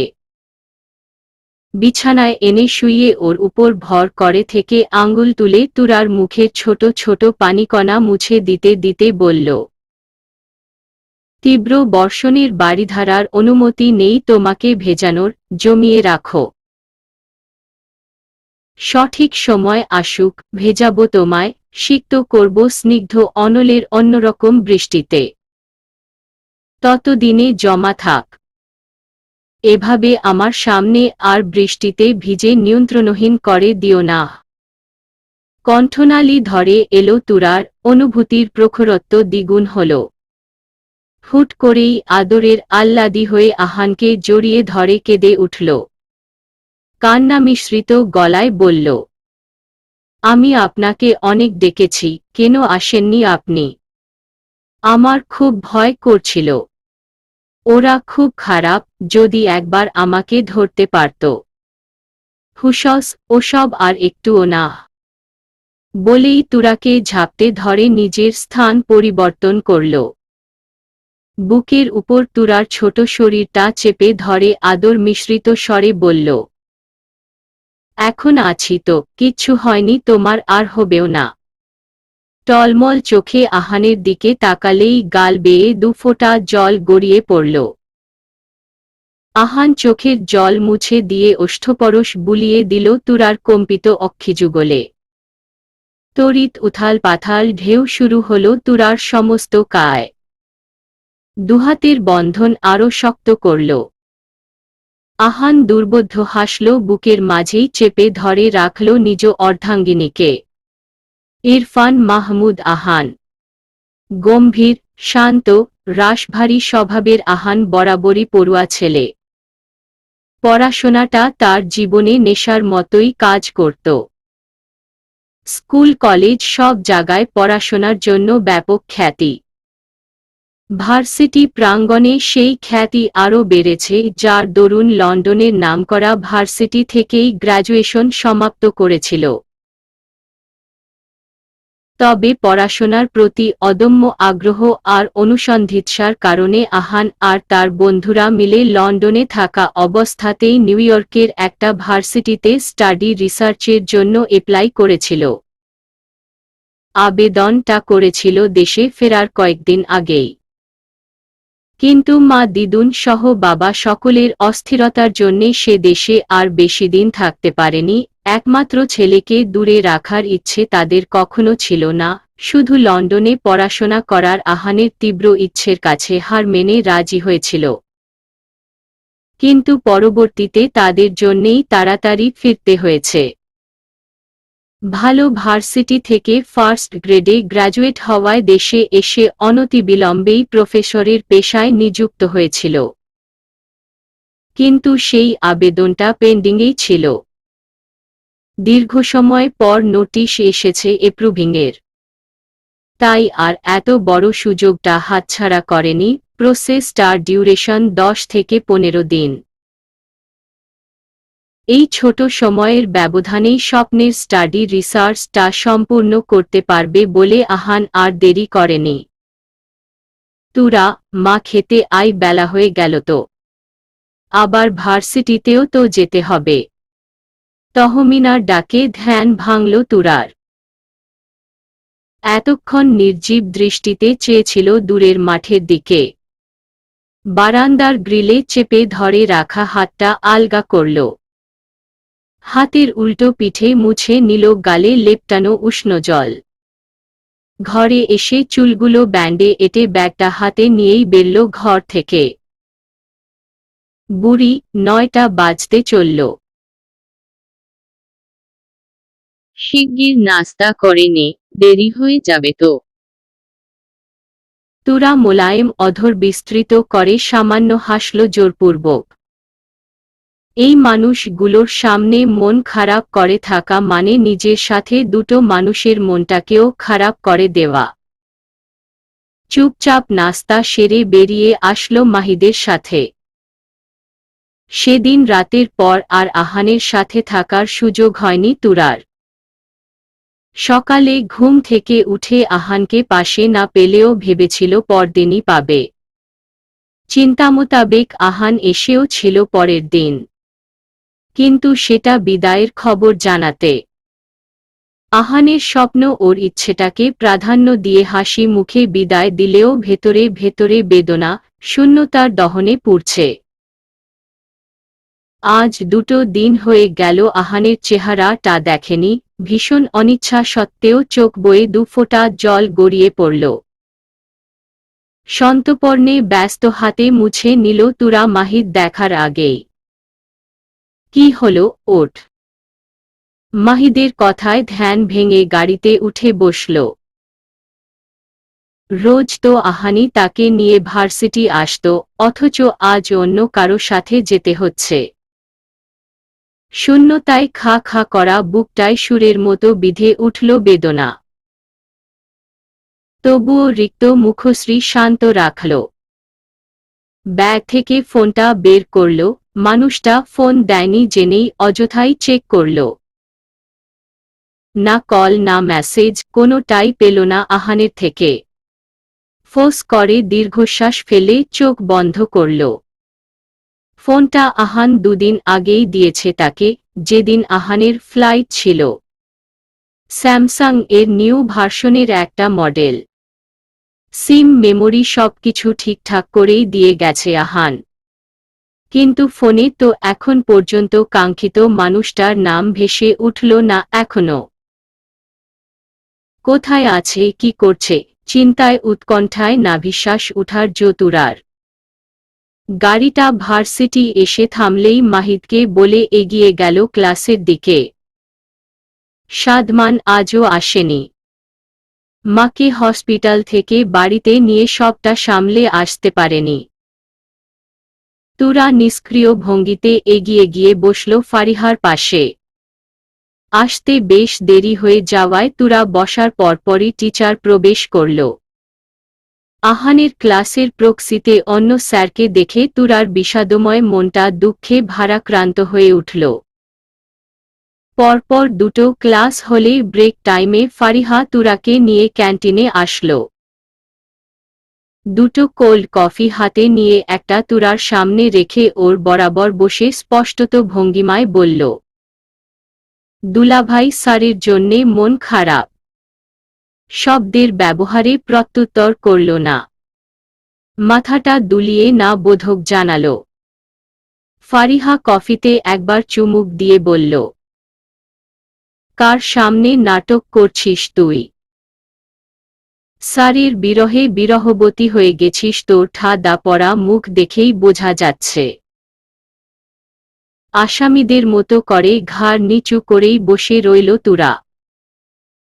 ফারিহা এক হাত তুলে তুরার হাতের উপর রেখে মন্থর কণ্ঠে বলল, দেখ, আমি বুঝতে পারছি তোর মনের অবস্থা, যে কারোর মন খারাপ হওয়া স্বাভাবিক, তা বলে তুই এমন করে থাকবি বল? টিনম্যানটাও আসেনি, তার উপর তুইও এমন মন মরা হয়ে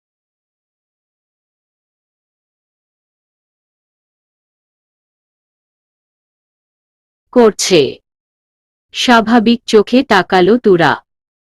ফারিহা চোখে মুখে ক্লান্তিকর একটা ভাব নিয়ে এক গালে হাত রেখে বসে আছে।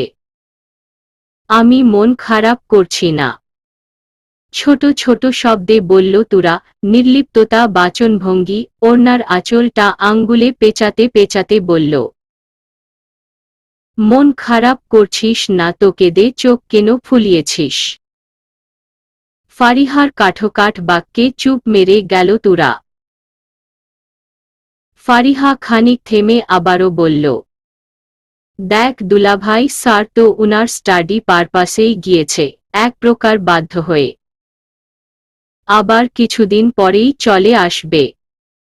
তুই এমন একটা চেহারা করে আছিস যেন উনি তোকে ছেড়ে একা একা হানিমুন করতে গেছে। চোখ মুখ ছোট করে বলল ফারিহা। তুরা ফারিহার কথায় হাসবে না কাঁদবে বুঝল না। তবুও বাঁকা ভাবে বলল, যাক না হানিমুনে, নিষেধ কে করেছে? হ্যাঁ তা তো দেখতেই পাচ্ছি। স্টাডির জন্যে গেছে বলেই তুই ছ্যাঁকাভ্যাকা খায়া ঘুরছিস। হানিমুনে গেলে তুই নিশ্চিত কচু গাছে ফাঁস লাগাতি। তুরা ফারিহার কথা শুনে কপট রাগ দেখিয়ে বলল, বই গেছে আমার অমন একটা গোমরামুখ বজ্জাত লোকটার জন্যে ফাঁস লাগাতে। আমি আরেকটা বিয়ে করে নেব। বলে কফিতে চুমুক দিল। ফারিহা তাচ্ছিল্য ভরা গলায় বলল, একটা জামাইকেই পালতে পারোস না, আবার আরেকটা চাস লোভী মহিলা? কিসের লোভী? জামাই যদি ওমন আহান দা গ্রেট পাজি মাস্টার মশাই হয় তাহলে আরও একটা বিয়ে করার হক আমার আছে। তুই নিজেই অপদার্থ, বৌধর্ম পালন করিস কিছু। তুরা বিব্রতকর চেহারা করে ফ্যাল ফ্যাল দৃষ্টিতে তাকিয়ে রইল খানিক। চোখ বাঁকিয়ে বলল, বৌধর্ম আবার কি? তুমি তো এটাই জানো না, আবার বলে আরেকটা বিয়ে করার হক আছে। এই যে স্যার দুদিন হলো নিউ ইয়র্ক গিয়েছে, একটা বার ফোন করেছিস বলতো? ফারিহার কথায় বেশ দমে গেল তুরা। সে তো আসলেই ফোন করেনি আহানকে, উল্টো নিজেই বসে ছিল আহানের ফোনের অপেক্ষায়। তটস্থ হয়ে বলল, না, কিন্তু উনিও তো দেয়নি। তুই আসলেই গাধা, গাধার গাধা। বিদেশ তো নাচতে যাননি, এত দূর পথের জার্নি, ওখানে গিয়ে থাকা খাওয়ার ব্যবস্থা, তার উপর ওখানকার ভার্সিটি যেমন স্ট্রিক্ট, দিন রাত এক ওদের। আর সময়ের পার্থক্য প্রায় 10 ঘন্টা, ধরা যায় ওখানে যখন রাত এখানে দিন।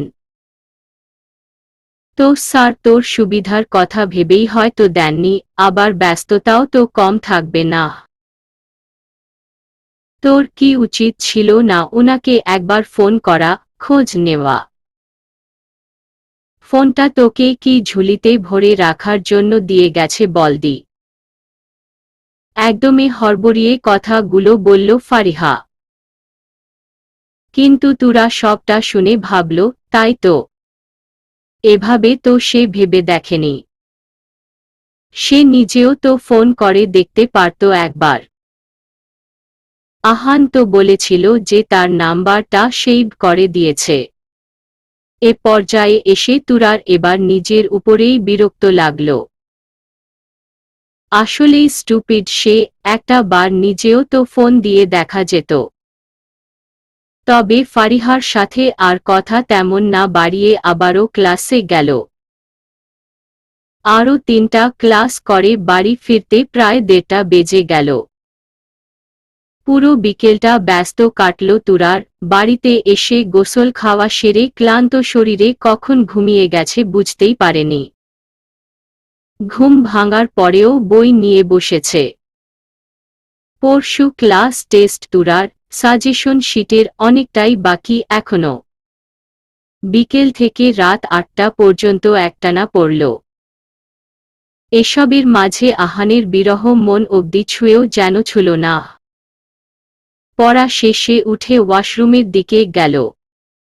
একবারে ফ্রেশ হয়ে বেরল।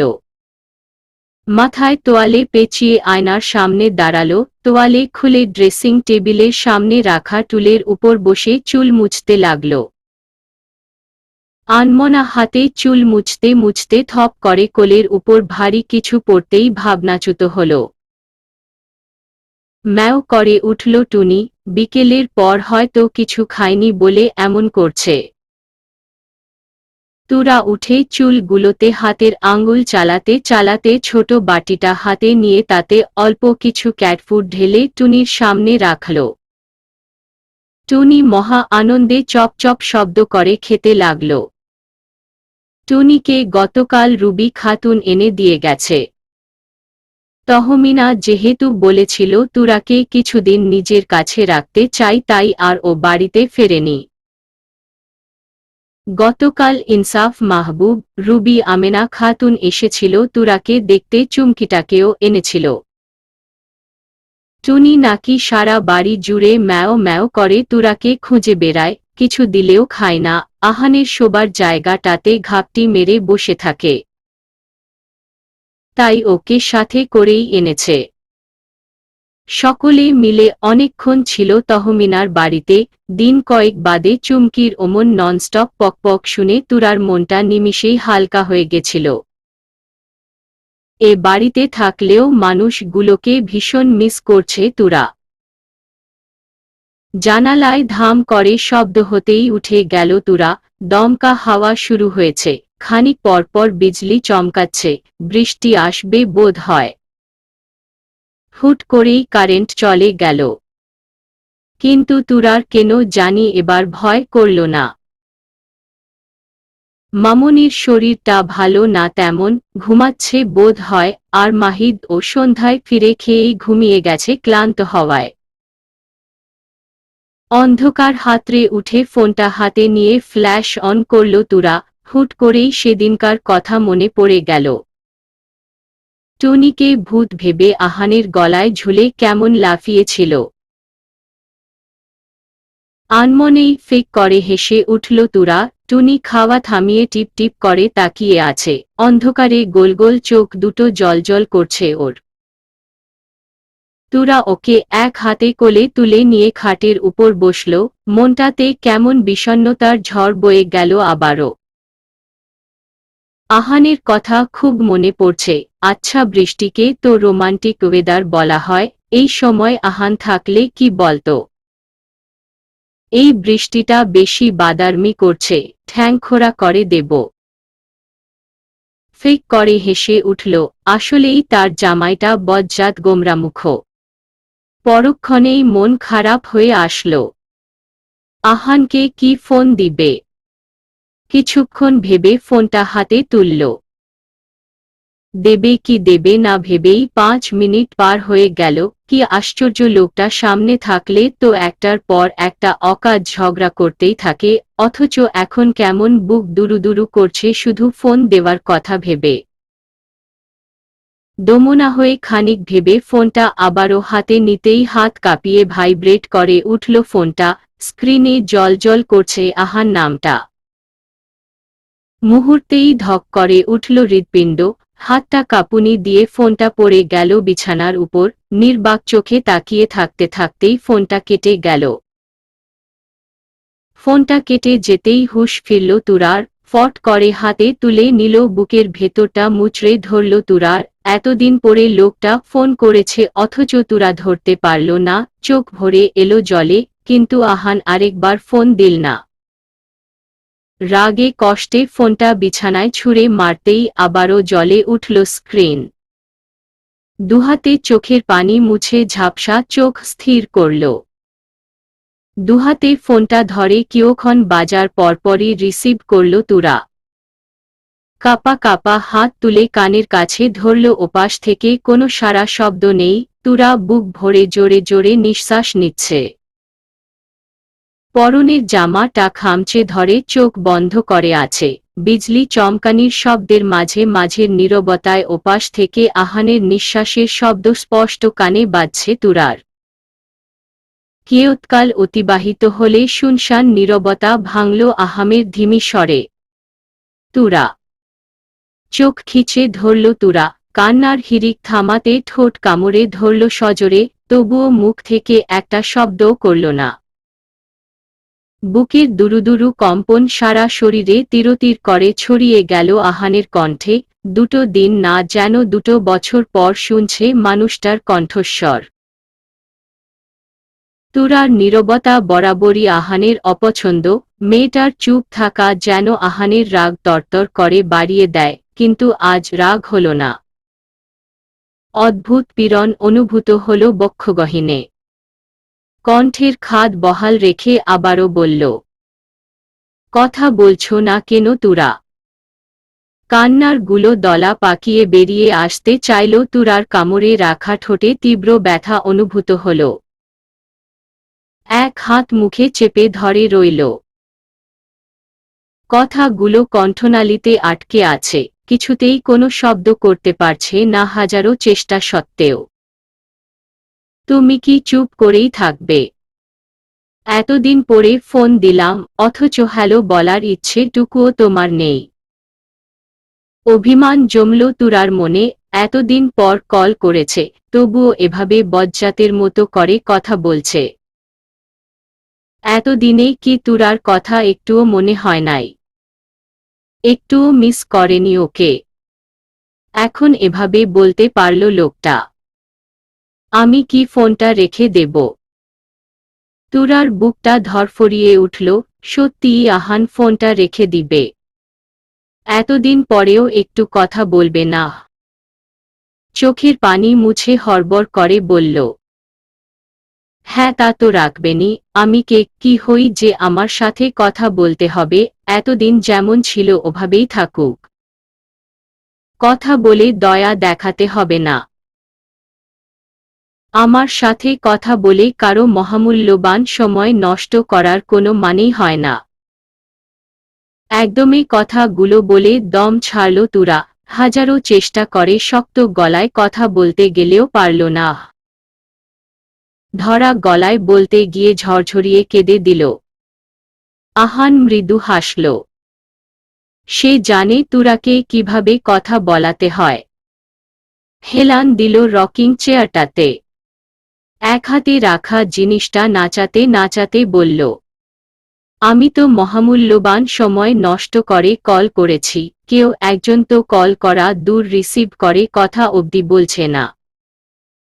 রাগ অভিমান একসাথে হয়ে খিটমিট করে উঠল তুরা, ঝাঝালো গলায় বলল, আমি কি বলবো? কেন বলবো? ওখানে তো বিয়ে করে 2-3 বাচ্চার বাপ হয়ে গিয়েছেন, এখন আমার সাথে কথা বলে কি লাভ? আহান হাসল বিস্তর, কিন্তু শব্দ হল না। এক হাত চুলের ভেতর চালিয়ে বলল, হ্যাঁ এই জন্যেই তো কল করেছি, বাচ্চা দুটোর নাম কি রাখা যায় বলতো? রাগে জ্বলে উঠল তুরার শরীর। আহানের কথাগুলো যেন শুলের মতো গায়ে বিঁধছে। খটমট করে বলল, হাবা আর গোবা রাখেন দুটোর নাম, কারণ আপনার মতো জাদ্রেলের ভালো কোনো সন্তান হতে পারে না। আহান ভ্রু কুঁচকে বলল, এই তুমি তো ভীষণ ঝগড়ুটে হয়েছ, কই ভাবলাম আমি নেই বলে কেঁদে কেটে বালতি ভরে ফেলেছ, আর তুমি কি না পারার চম্পা ভাবির মতো ঝগড়া শুরু করেছ। রাগ যেন তরতর করে বেড়ে গেল তুরার, এবার আর সামলাতে না পেরে কেঁদে দিল শব্দ করে। আহান চোখ বুজে অনুভব করতে লাগল তুরার কান্নার শব্দ প্রতিশব্দ। ভেতরটা মুচড়ে উঠল তুরার কান্না শুনে, ইস কাছে থাকলে তো এখন ঝাপটে ধরে থামানো যেত, দুহাতে মুছে দিতে পারত ছোট্ট মুখখানা। হুসস, কাঁদে না। আমি চলে আসব তো। আহানের আদর ভরা গলায় তুরার কান্না থামার বদলে আরও বেড়ে গেল, ফুপিয়ে ফুপিয়ে বলল, আপনি খুব খারাপ, জল্লাদ, গোমরামুখ। একটুও ভালো না। আমি আর আপনার কাছে কখনোই যাব না। থাকুন আপনি ওখানেই, ওখানেই সংসার পাতুন। আমার কাছে আসতে হবে না। দুচোখ ভরে বন্ধ করে নিল আহান। পাগলি মেয়েটাকে কি করে বোঝাবে? এখানে এসে এমন একটা মুহূর্ত যায়নি যেখানে ওকে মনে করেনি। রাতে ঘুমের মাঝে কেউ হাত পা তুলে না দেওয়ায় ঘুমই আসে না আহানের। ঘুমের মাঝে টি শার্ট খামচে না ধরায় ইদানিং বুকটাও শূন্য শূন্য লাগে, রাতগুলো যেন বছর সমান দীর্ঘ হয়ে যায়। হুটহাট তুরা নামটা ধরে ডেকে ফেলে, কাজের ফাঁকে তুরার দৈনন্দিন করা অকাজগুলো বেশি মনে পড়ে, বকবক করা চটপটে মেয়েটা কেমন বশ করে ফেলেছে আহানের মন মস্তিষ্ক, সবটা ঘিরে এখন শুরু তারই বসবাস, আর কিচ্ছু ভালো লাগে না। এতগুলো কথা গোগ্রাসে গলাধঃকরণ করল আহান, তুরাকে এসব বলে আরও ফুরবল করে দিতে চায় না। কণ্ঠে স্বাভাবিকতা এনে বলল, সরি। তবুও তুরার কান্না থামল না, বরং হিড়িক দিয়ে বেড়ে উঠল। আহান গমগমে গলায় বলল, 1 মিনিটের মধ্যে কান্না থামাও, না তো কামড়ের শোধের সাথে এটাও যোগ হবে, অ্যান্ড আই শিওর তখন হাজারো অনুরোধ করলেও এক চুল ছাড় পাবে না। তুরা এক হাত দিয়ে মুখ চেপে ধরল। একে তো সেদিনের পর থেকে কামড়ের শোধ তুলব করে তুরার মাথা খারাপ করে দিয়েছে আহান, এখন আবার এসব ও বলছে। সে তো কাঁদতে চায়নি, কিন্তু তাও তো কান্না পাচ্ছে, কি করবে? থামছে না তো। সময় বহমান, দেখতে দেখতে সপ্তাহ খানেক বাতাসের মতোই উড়ে গেল।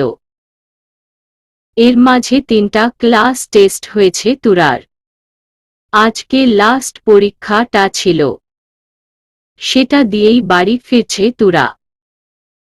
পরপর কয়েক দিনের তীব্র বর্ষণের ছোঁয়ায় পরিবেশ জুড়ে আয়নার মতো প্রগাঢ় স্বচ্ছতা। শরতের আগমনের আগাম বার্তা জানাতে নীলাভ আকাশে পেঁজা তুলোর ন্যায় রাশি রাশি মেঘ জমেছে, নাম না জানা কিচিরমিচির পাখির কলরব মুখর সুরে প্রস্ফুটিত কলধ্বনি। বরাবরের ন্যায় ব্যাগটা দুহাতে জড়িয়ে রেখে হাঁটছে তুরা। হঠাৎ পেছনে থেকে ক্লান্ত স্বরের মেয়েলি ডাক শুনলে তৎক্ষণাৎ পিছু ফিরে তাকাল, বিষণ্ণ ধরা চোখে অবসাদ মেলে তাকিয়ে আছে আগন্তুক তুরার দিকে, পরিপাটি করে পরিধেয় করা কাপড়টাতেও কুঁচকানোর ছাপ স্পষ্ট। শরতের হিমেল পরিবেশেও কপাল বেয়ে বহমান টুপটাপ ঘামের বিন্দু। কেমন আছিস মা? বিস্ময় কাটিয়ে কিছু বলবে তার আগেই শাড়ির আঁচলে মুখের ঘাম মুছে নরম গলায় শুধালো, তুরার ভ্রু যুগল কিঞ্চিত কুঁচকাল। তা বিস্মিত হয়ে নাকি আবেগে তা বলা দায়। অন্তঃস্থলের বিব্রতবোধ দমিয়ে সামান্য হেসে বলল, ভালো আছি চাচি, আপনি কেমন আছেন? সেই আগের মতোই নরম নিষ্পাপ বাচনভঙ্গি তুরার, না চাইতেও ভরে এলো। দু চোখ বয়ে জল গড়িয়ে পড়ল গাল বেয়ে। অপরাধবোধ, গ্লানি, অনুতপ্ততায় জর্জরিত হয়ে মাথা নামিয়ে নিল। বুক ভরে শ্বাস ফেলে বলল, যেমন থাকার কথা ছিল তেমনই আছি। নিজের পাপের শাস্তি ভোগ করছি। বলেই আবারও শাড়ির আঁচল তুলে মুছে নিলেও চোখ ছাপিয়ে জল গড়িয়ে পড়ল। তুরার দৃষ্টি বিব্রত, জড়িত। কোনো মতে ঠোঁট নাড়িয়ে বলল, কি হয়েছে চাচি? আপনাকে এমন কেন দেখাচ্ছে? বাড়িতে সব ঠিক আছে তো? নেহা কেমন আছে? তুরার দুহাত ধরে হাউমাউ করে কেঁদে দিল রাজিয়া বেগম। কান্না মিশ্রিত গলায় বলল, তোর উপর অনেক অন্যায় জুলুম করেছিলাম রে মা, যে সময় তোর মাতৃস্নেহের দরকার ছিল সে সময় তোকে লাঞ্ছিত করে দূরে সরিয়ে দিয়েছিলাম। তোর হকের জিনিস থেকেই তোকে বঞ্চিত করেছিলাম। আজ তার হিসাব পৈপি করে নিচ্ছে আল্লাহ আমার। তুরা হতবিহ্বলিত হয়ে কাঁধ থেকে ব্যাগটা নামিয়ে দুহাতে আগলে ধরল রাজিয়ার হাত। ব্যস্ত স্বরে অস্থির চিত্তে বলল, চাচি আপনি কাঁদছেন কেন? কি হয়েছে? বাড়িতে সবাই ঠিক আছে তো? বলে রাজিয়াকে ধরে রাস্তার পাশের বেঞ্চিতে বসালো। ব্যাগের চেইন খুলে পানির বোতল বের করে রাজিয়ার হাতে ধরিয়ে বলল, চাচি পানি খান, শান্ত হন প্লিজ। এভাবে কাঁদলে তো অসুস্থ হয়ে যাবেন। রাজিয়া আধো চোখে তাকালো তুরার চেহারা পানে, পানির বোতলটা হাতে নিয়ে ঢকঢক করে পানি গিলে দম ছাড়ল। আখি যুগল নিচের নিকে স্থির রেখে বলল, তোর বাবা মারা যাওয়ার পরে তো তার ব্যবসার সব দায়িত্ব তোর চাচার উপরেই এসেছিল। এতদিন অন্যের দেওয়া টাকায় চলে ফিরে হুট করেই এতগুলো সম্পদের অধিকার পেয়ে লালচে গেছিল তোর চাচা, সাথে আমিও। দুজন অর্থলোভে অন্ধ হয়ে তোর উপর অবিচার তো করেছি, তার সাথে দিন দুনিয়াও প্রায় ভুলেই গেছিলাম। দম নিল খানিকটা। শ্বাসক্রিয়া ধাতস্থ করে আবারও বলতে আরম্ভ করল, তুই ও বাড়ি থেকে চলে আসার পর বাড়ির আয় বরকত সবই বেরিয়ে গেছে। তোর চাচার হেয়ালি দিন দিন বেড়েই চলছিল। ব্যবসা তো এমনিতেই বুঝত না তেমন, তবুও সেদিকে মন না দিয়ে অসৎ লোকের পাল্লায় পড়ে মদ জুয়া করে বেরিয়েছে। এদিকে ব্যবসাতে দিনের পর দিন অবহেলার জন্যে চরম লোকসান হচ্ছিল, এমনকি আমাদের দৈনন্দিন প্রয়োজনগুলোর তাগিদে অনেক লোকের কাছে ধার দেনা করতে হয়েছিল। দিনের পর দিন পার হলেও মানুষের ঋণ শোধ করতে না পারায় তারা হুলস্থুল কাজ করে বসে। ব্যবসাও নিলামে উঠে গেল। এক পর্যায়ে সব হারিয়ে পথে বসার জো, তখন পাশের বাড়ির চাচাকে বলে একটা দোকানের ব্যবস্থা করে ভাড়া নিলাম। সেটা দিয়ে যখন 2 পয়সা আসতে শুরু হলো তখনই তোর চাচার অসুস্থতা ধরা পড়ল। ডায়াবেটিস, প্রেশার, মাজার ব্যথায় তার চলাফেরার শক্তিও প্রায় শেষের দিকে। এখানে এসেছিলাম বড় আপার কাছে কিছু টাকা পয়সার তাগিদে, কিন্তু বলে না ধর্মের কল বাতাসে নড়ে, সেই রকমই হয়েছে।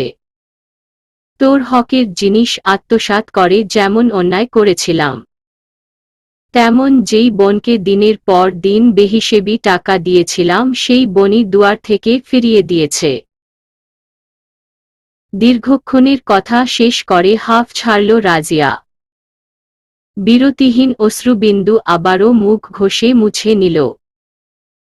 বিষাদময় দীর্ঘশ্বাস ছাড়ল তুরা ফোঁস করে, যতই হোক চাচি তো মায়ের মতোই, তার এহেন দুর্দশায় নিজেকে কঠোর রাখার মতো পাশবিক কথাটা মাথায় ও আনতে পারল না। এক হাত তুলে রাজিয়ার কাঁধে রেখে বলল, কাঁদবেন না চাচি। বিপদ যখন আল্লাহ দিয়েছেন ঠিক ও তিনিই করে দিবেন। দুহাত তুলে আল্লাহর দরবারে রহম চান, তিনি কাউকে ফিরিয়ে দেন না। বলে রাজিয়ার মুখের পানে তাকিয়ে আবারও বলল, আপনার চোখ মুখ তো দেবে গেছে, শরীরের একই হাল। সকাল থেকে কি কিছুই খাননি আপনি চাচি? তুরার চিন্তাবৃত্ত ছড়ানো কথায় মুখ তুলে দুচোখ মেলে তাকালো রাজিয়া। ফর্সা গায়ের গর্ণের উজ্জ্বলতা আরও বেড়েছে, কানের সোনার দুলগুলো ঝকঝক করছে, পরনের দামি জামা আর পরিপাটি বেশভূষা তুরার সৌন্দর্য আরও ত্বরান্বিত করেছে। এই মেয়েটাকেই এক সময় কত না ভোগান্তি পোহাতে হয়েছে তার জন্যে, অথচ মুখ দিয়ে টু শব্দও করেনি কখনো। আর আজ যখন ওর উপরেই অন্যায় করা মানুষগুলোর শাস্তি পাবার পালা, তখন উল্টো কেমন মায়া আত্মতা দেখাচ্ছে। মেয়েটাকে সে কম কষ্ট দেয়নি, কিন্তু ওকে আল্লাহ ভালোই রেখেছে। নিজের পাপের শাস্তি তো এখন তাদের পাবার পালা। জানি তোর কাছে ক্ষমা চাইবার মুখ নেই আমার, তবুও বেহায়া হয়ে বলছি, আমায় ক্ষমা করে দিস মা। নিজ সন্তানের মতো আগলে রাখার মায়ের মতো ভালোবাসার সময়ে আমি নিষ্ঠুরতার পরিচয় দিয়েছিলাম, তারই ফল আজকের এমন অবস্থা। আমায় তুই ক্ষমা করে দিস রে। তুরা এক হাতে আগলে ধরে চোখের পানি মুছিয়ে দিল রাজিয়ার। সমবেদী গলায় বলল, যা হয় ভালোর জন্যেই হয়। আপনাদের উপর আমি কখনো রাগ করিনি, না কোনো অভিযোগ পুষে রেখেছি। বরং আমি তো শুকরিয়া করব। সেদিন যদি ইনসাফ আঙ্কেলের কথায় রাজি না হতেন তাহলে হয়তো আজ আমি এত সুন্দর অমায়িক একটা পরিবার আর এতগুলো ভালোবাসার মানুষ পেতাম না। সৃষ্টিকর্তা আমায় খুব ভালো রেখেছেন চাচি। আপনারও দুঃসময় খুব জলদি পার হয়ে যাবে দেখবেন। আল্লাহ কারো দোয়া ফিরিয়ে দেন না, সঠিক সময় মতো ঠিকই পূরণ করে দেন। রাজিয়া কৃতজ্ঞতা ভরা নয়নে তাকালো তুরার দিকে, বুকটা যেন হালকা লাগছে আজ। নিজের ভুল, অন্যায় করা কাজটার ভারে এতদিন বুকে পাথর চেপে রেখেছিল, তুরার কাছে ক্ষমা চেয়ে যেন অনেকটা হালকা হল। ভাগ্যিস আজ সৌভাগ্যক্রমে তুরার দেখা পেয়েছিল, না তো সে বাসে উঠতেই তো যাচ্ছিল। কথায় আছে আল্লাহ ছাড় দেয় কিন্তু ছেড়ে দেয় না। নিজের করা পাপ এখন নিজের গলায় শিং মাছের কাটার মতো বিঁধে আছে। এবার বুঝতে পারছে খারাপ সময়ের যন্ত্রণাটা ঠিক কতটা ভারী। দুতলা ছিমছাম বাড়িটার সামনে এসে দাঁড়ালো সাদমান। ফোন চেক করে নিল আরও আরেকবার।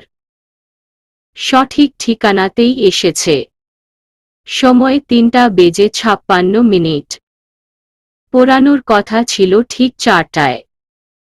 গায়ের শার্টটা হাতে টেনে ঠিক করে ভেতরে ঢুকল। গেটের সামনে যেতেই দারোয়ান জিজ্ঞাসা করল, আপনি কে? কাকে চাই? সাদমান জোরতা সুলভ বলল, আমি সাদমান। এ বাড়িতে আমাকে টিউশনির জন্য ডাকা হয়েছে। ওই যে কি যেন নামটা। নিজেই বিড়বিড়িয়ে বলল শেষের কথাটা। মেয়েটার নামই তো মনে করতে পারছে না সাদমান। ফারিহা 3বার বলেছিল মেয়েটার নাম। রিমঝিম। দারোয়ানের কথায় প্রশস্ত হাসল সাদমান। ললাট স্ফীত করে বলল, হ্যাঁ হ্যাঁ, রিমঝিম। হ্যাঁ, ওকেই পড়াতে এসেছি। এটা ওরই তো বাড়ি তাই না? খানিক বিব্রত হয়ে জিজ্ঞাসা করল সাদমান। দারোয়ান মৃদু হেসে সম্মানের সঙ্গে বলল, জি স্যার, এটা রিমঝিম আপাদেরই বাড়ি। আপনি যান। ভেতরে গিয়ে সিঁড়ি বেয়ে উঠলেই উনাদের ঘরের দরজা দেখতে পাবেন। সাদমান জবাবে আবারও প্রশস্ত হাসল। দারোয়ানকে ধন্যবাদ জানিয়ে এগিয়ে গেল ভেতরের দিকে। সিঁড়ি বেয়ে উঠে দরজার সামনে দাঁড়িয়ে কলিং বেলে চাপ দিলে মিনিট খানেকের মধ্যেই দরজা খুলে গেল। সাদমান ভদ্রতা সুলভ হেসে বলল, আসসালামু আলাইকুম, আমি সাদমান। ঝুমঝুমকে পড়াতে এসেছি। ভদ্রমহিলা সালামের উত্তর দিলেও পরক্ষণেই কিছু একটা ভেবে দ্বিধাদ্বন্দ্বিত ভরা চেহারায় বলল, কিন্তু এ বাড়িতে তো ঝুমঝুম নামের কেউ নেই। এবার সাদমান পড়ল বিপাকে। এ বাড়িতে এই নামের কেউ নেই, তাহলে কি ফারিহা ভুল ঠিকানা দিল? আর দারোয়ান ও কি মিথ্যা বলল? 1 মিনিট, তুমি রিমঝিমের কথা বলছ? হ্যাঁ হ্যাঁ, জি রিমঝিমের কথা বলছি। সরি, আসলে নামটা গুলিয়ে ফেলেছি। অপরাধীর ন্যায় লজ্জিত হয়ে বলল সাদমান। ভদ্রমহিলা বিস্তর হাসল। সবিনয় গলায় বলল, ওসব ব্যাপার না। তুমি ভেতরে আসো। সাদমান অপ্রস্তুত হেসে ভেতরে ঢুকল। কি একটা লজ্জাজনক পরিস্থিতি। প্রথম দিন এসে ছাত্রীর নামই ভুল বলে ফেলল। গার্জিয়ান কি ভাববে কেমন স্যার যে স্টুডেন্টের নামই মনে রাখতে পারে না, পড়াবে আর কি। অনবরত টিভির চ্যানেল চেঞ্জ করছে তুরা। কোনো কিছুই ভালো লাগছে না। কিছুক্ষণ আগেই তহমিনা খাইয়ে দিয়ে গেছে। খাবার খাওয়ার সাথে সাথেই ঘুমাতে পারে না তুরা। তাই ড্রয়িং রুমেই বসে আছে টিভির সামনে। দুপুরে রাজিয়া বেগমকে নিজের সাথে করেই এনেছিল তুরা, সে আসতে না চাইলেও এক প্রকার জোর করেই এনেছে। রাজিয়াকে দেখে শুরুতে তহমিনা মুখ কালো করে রাখলেও তুরার জোরাজুরিতে আর পারেনি।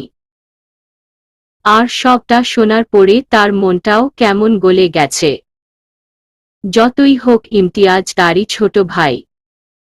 তোফায়েল আর তহমিনার ছোট ইমতিয়াজ, 3 ভাই বোনে গলায় গলায় সম্পর্ক ছিল।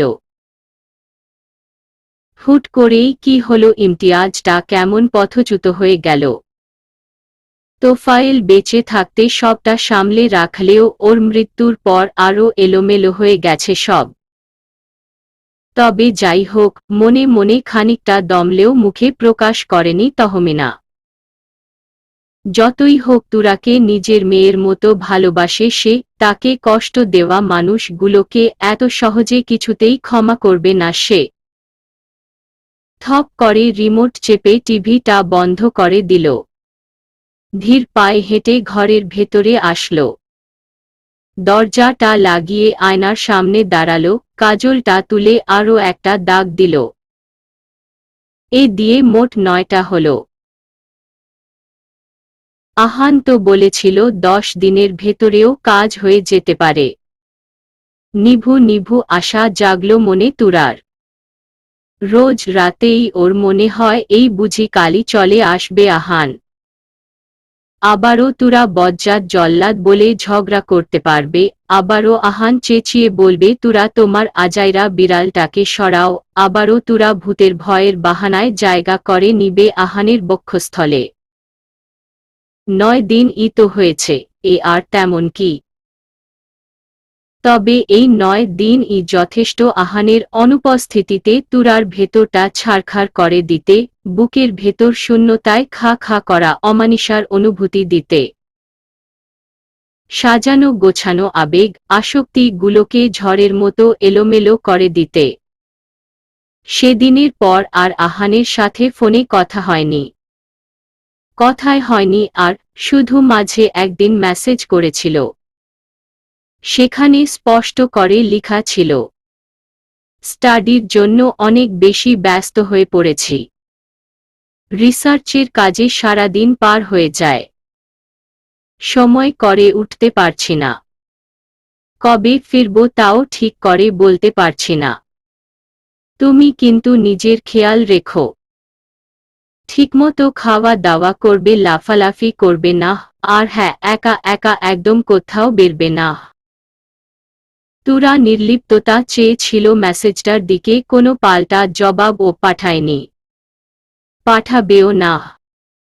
থাকুক সে, যেখানে খুশি থাকুক। যার সাথে ইচ্ছে থাকুক। আর কিছুই বলবে না তুরা। দেখতে দেখতে আরও 4টা দিন পার হয়ে গেল। তুরা এর মাঝে 2 দিনের জন্য ও বাড়িতে গিয়ে আবারও চলে এসেছে। মূলত রাইমা এসেছিল বলেই গেছিল তুরা। আবারও ফিরে এসেছে ফুফুর বাড়িতেই। ও বাড়িতে থাকলে নিজেকে সামলে রাখতে পারে না। সবখানটা জুড়েই যেন আহানের স্মৃতি, আহানের সবটা মিশে আছে। রাত হলেই ফুপিয়ে কান্না আসে তুরার। ঘর জুড়ে আহানের শরীরের চিরচেনা ঘ্রাণটার মাদকময়তায় ভরা। তুরার ভীষণ ইচ্ছে করে ঘ্রাণটা নাক ভরে নিতে, দুহাতে জড়িয়ে ধরতে। কিন্তু তা তো পারে না, তখন খুব অসহায় লাগে নিজেকে, ভীষণ কষ্ট হয়। হাতে রাখা শার্টটাতে 2 ফোঁটা জল গড়িয়ে পড়ল, দুহাতে তুলে বুকে জড়িয়ে ধরল তুরা শার্টটা। সাদা রঙের শার্টটা তুরা আসার সময় এনেছে ও বাড়ি থেকে, সাথে আহানের ফ্রেমে বাঁধানো ছবিটাও। এক প্রকার লুকিয়েই এনেছে ছবি আর শার্টটা। বারান্দা থেকে ঘরে এসে বিছানায় শুয়ে পড়ল। আনমনেই বলল, 10 দিন পরেই চলে আসবেন বলেছিলেন, অথচ 13 দিন হয়ে গেল আপনার খোঁজ নেই। একটা ফোন অবধি করলেন না। এত নিষ্ঠুর পাষাণ কিভাবে আপনি? আমার কথা কি একটুও মনে পড়ে না আপনার? ফুপিয়ে কেঁদে উঠল তুরা। সারাদিন সবার সামনে হেসে খেলে বেড়ালেও রাত হলেই বুকটার ভেতর মোচড় দিয়ে ওঠে, এতটা যন্ত্রণা কেন হয় তার? স্বামী বলে? নাকি ভালোবাসে বলে? এসব ভাবতে ভাবতেই চোখ লেগে এলো তুরার। পুরো ঘর জুড়ে অন্ধকার, বারান্দার লাইটের মৃদু আলো এসে পড়ছে জানালা দিয়ে, হুট করেই বারান্দায় ধপ করে কিছু পড়ার শব্দ হলেও ঘুম ভেঙে গেল তুরার, হুড়মুড়িয়ে উঠে বসল। ধাতস্থ হয়ে বারান্দার দিকে তাকাতেই দেখল লাইটটা বন্ধ। একটু আগেও তো জ্বলছিল লাইটটা, এখন নিভে গেল কি করে? কারেন্টও তো যায়নি। শিরদাঁড়া বেয়ে ঠান্ডা স্রোত বয়ে গেল তুরার, সেদিনের বীভৎস দৃশ্যটা আবারও ভেসে উঠল স্মৃতির দৃশ্যপটে। শুকনো ঢোক গিলে গলার ঘাম মুছে নিল। আস্তে করে বিছানা থেকে পাটা নামাল। ভয় হাঁটুতেও শক্তি পাচ্ছে না দাঁড়ানোর। কোনো মতে অন্ধকারে হাতড়িয়ে বারান্দার দিকে এগিয়ে গেল। রাস্তার সোডিয়াম লাইটের আলোতে হালকা ঝাপসা বারান্দাটা স্পষ্টত বোঝা যাচ্ছে। হুট করেই কালো একটা ছায়া দেখে লোমকূপ তিরতির করে উঠল তুরার, ভয়ে গলা শুকিয়ে কাঠ। ঝাপসা আলোতে স্পষ্ট একটা অবয়বের নড়াচড়া দেখতে পেরেছে সে। ব্যাপারটা আরেকটু কাছ থেকে দেখার অদম্য ইচ্ছে হল। ভয়টাকে গোগ্রাসে গিলে সাবধানী পায়ে এগিয়ে গেল। দরজাটা এক হাতে ধরে মাথা এগিয়ে কিছু দেখতে যাবে তার আগেই তুরাকে পেছনে ঘুরিয়ে মুখ চেপে ধরল শক্তপোক্ত একটা হাত। ছটফট করতে শুরু করল তুরা। বলিষ্ঠ হাতের চাপে দম বন্ধ হবার জো, গায়ের সর্বোচ্চ শক্তি লাগিয়েও এক চুল নোড়াতে পারল না হাতের অবস্থান। এবার তুরার ভীষণ রাগ হতে লাগল। পেয়েছে টা কি প্রত্যেকবার এসে তুরাকে হেনস্থা করবে? কিছুতেই না। ওই দিন তো রাস্তা বলে পালিয়েছে তুরা, আজ কিছুতেই হার মানবে না সে। হাতের উপর সজোরে একটা কামড় বসিয়ে দিল। মৃদু আর্তনাদ শোনা গেল। হাতটা মুখ থেকে সামান্য আলগা হতেই তুরা সরে আসতে গেলে আবারও চেপে ধরল। তুরা ছটফটিয়ে হাত পা আছড়াল। এক হাতের কনুই দিয়ে পেছনের দিকে ভীষণ জোরে আঘাত করলেই অন্ধকারের মাঝে আহ করে ছোট আর্তনাদ স্পষ্ট ঢুকল তুরার কানে। হাতটা ছাড়িয়ে পাশের টেবিল ল্যাম্পটা জ্বালিয়ে ফুলদানিটা হাতে তুলে নিল। ইতর, অমানুষ, নির্লজ্জ লুইচ্চার বংশধর! তোকে আজ কুচি কুচি করব আমি। কত বড় সাহস সেদিন আমাকে দৌড়ানি দিয়ে আমার বাড়ি পর্যন্ত চলে এসেছিস। আজ তোকে এমন শিক্ষা দেব যে কোনো মেয়ে তো দূর নিজের বউকে ধরতেও বুক কেঁপে উঠবে তোর খাইস্টা হনুমান। বলেই হাত তুলে ফুলদানিটা ছুঁড়ে মারল সামনের দিকে। চলবে ইনশাআল্লাহ।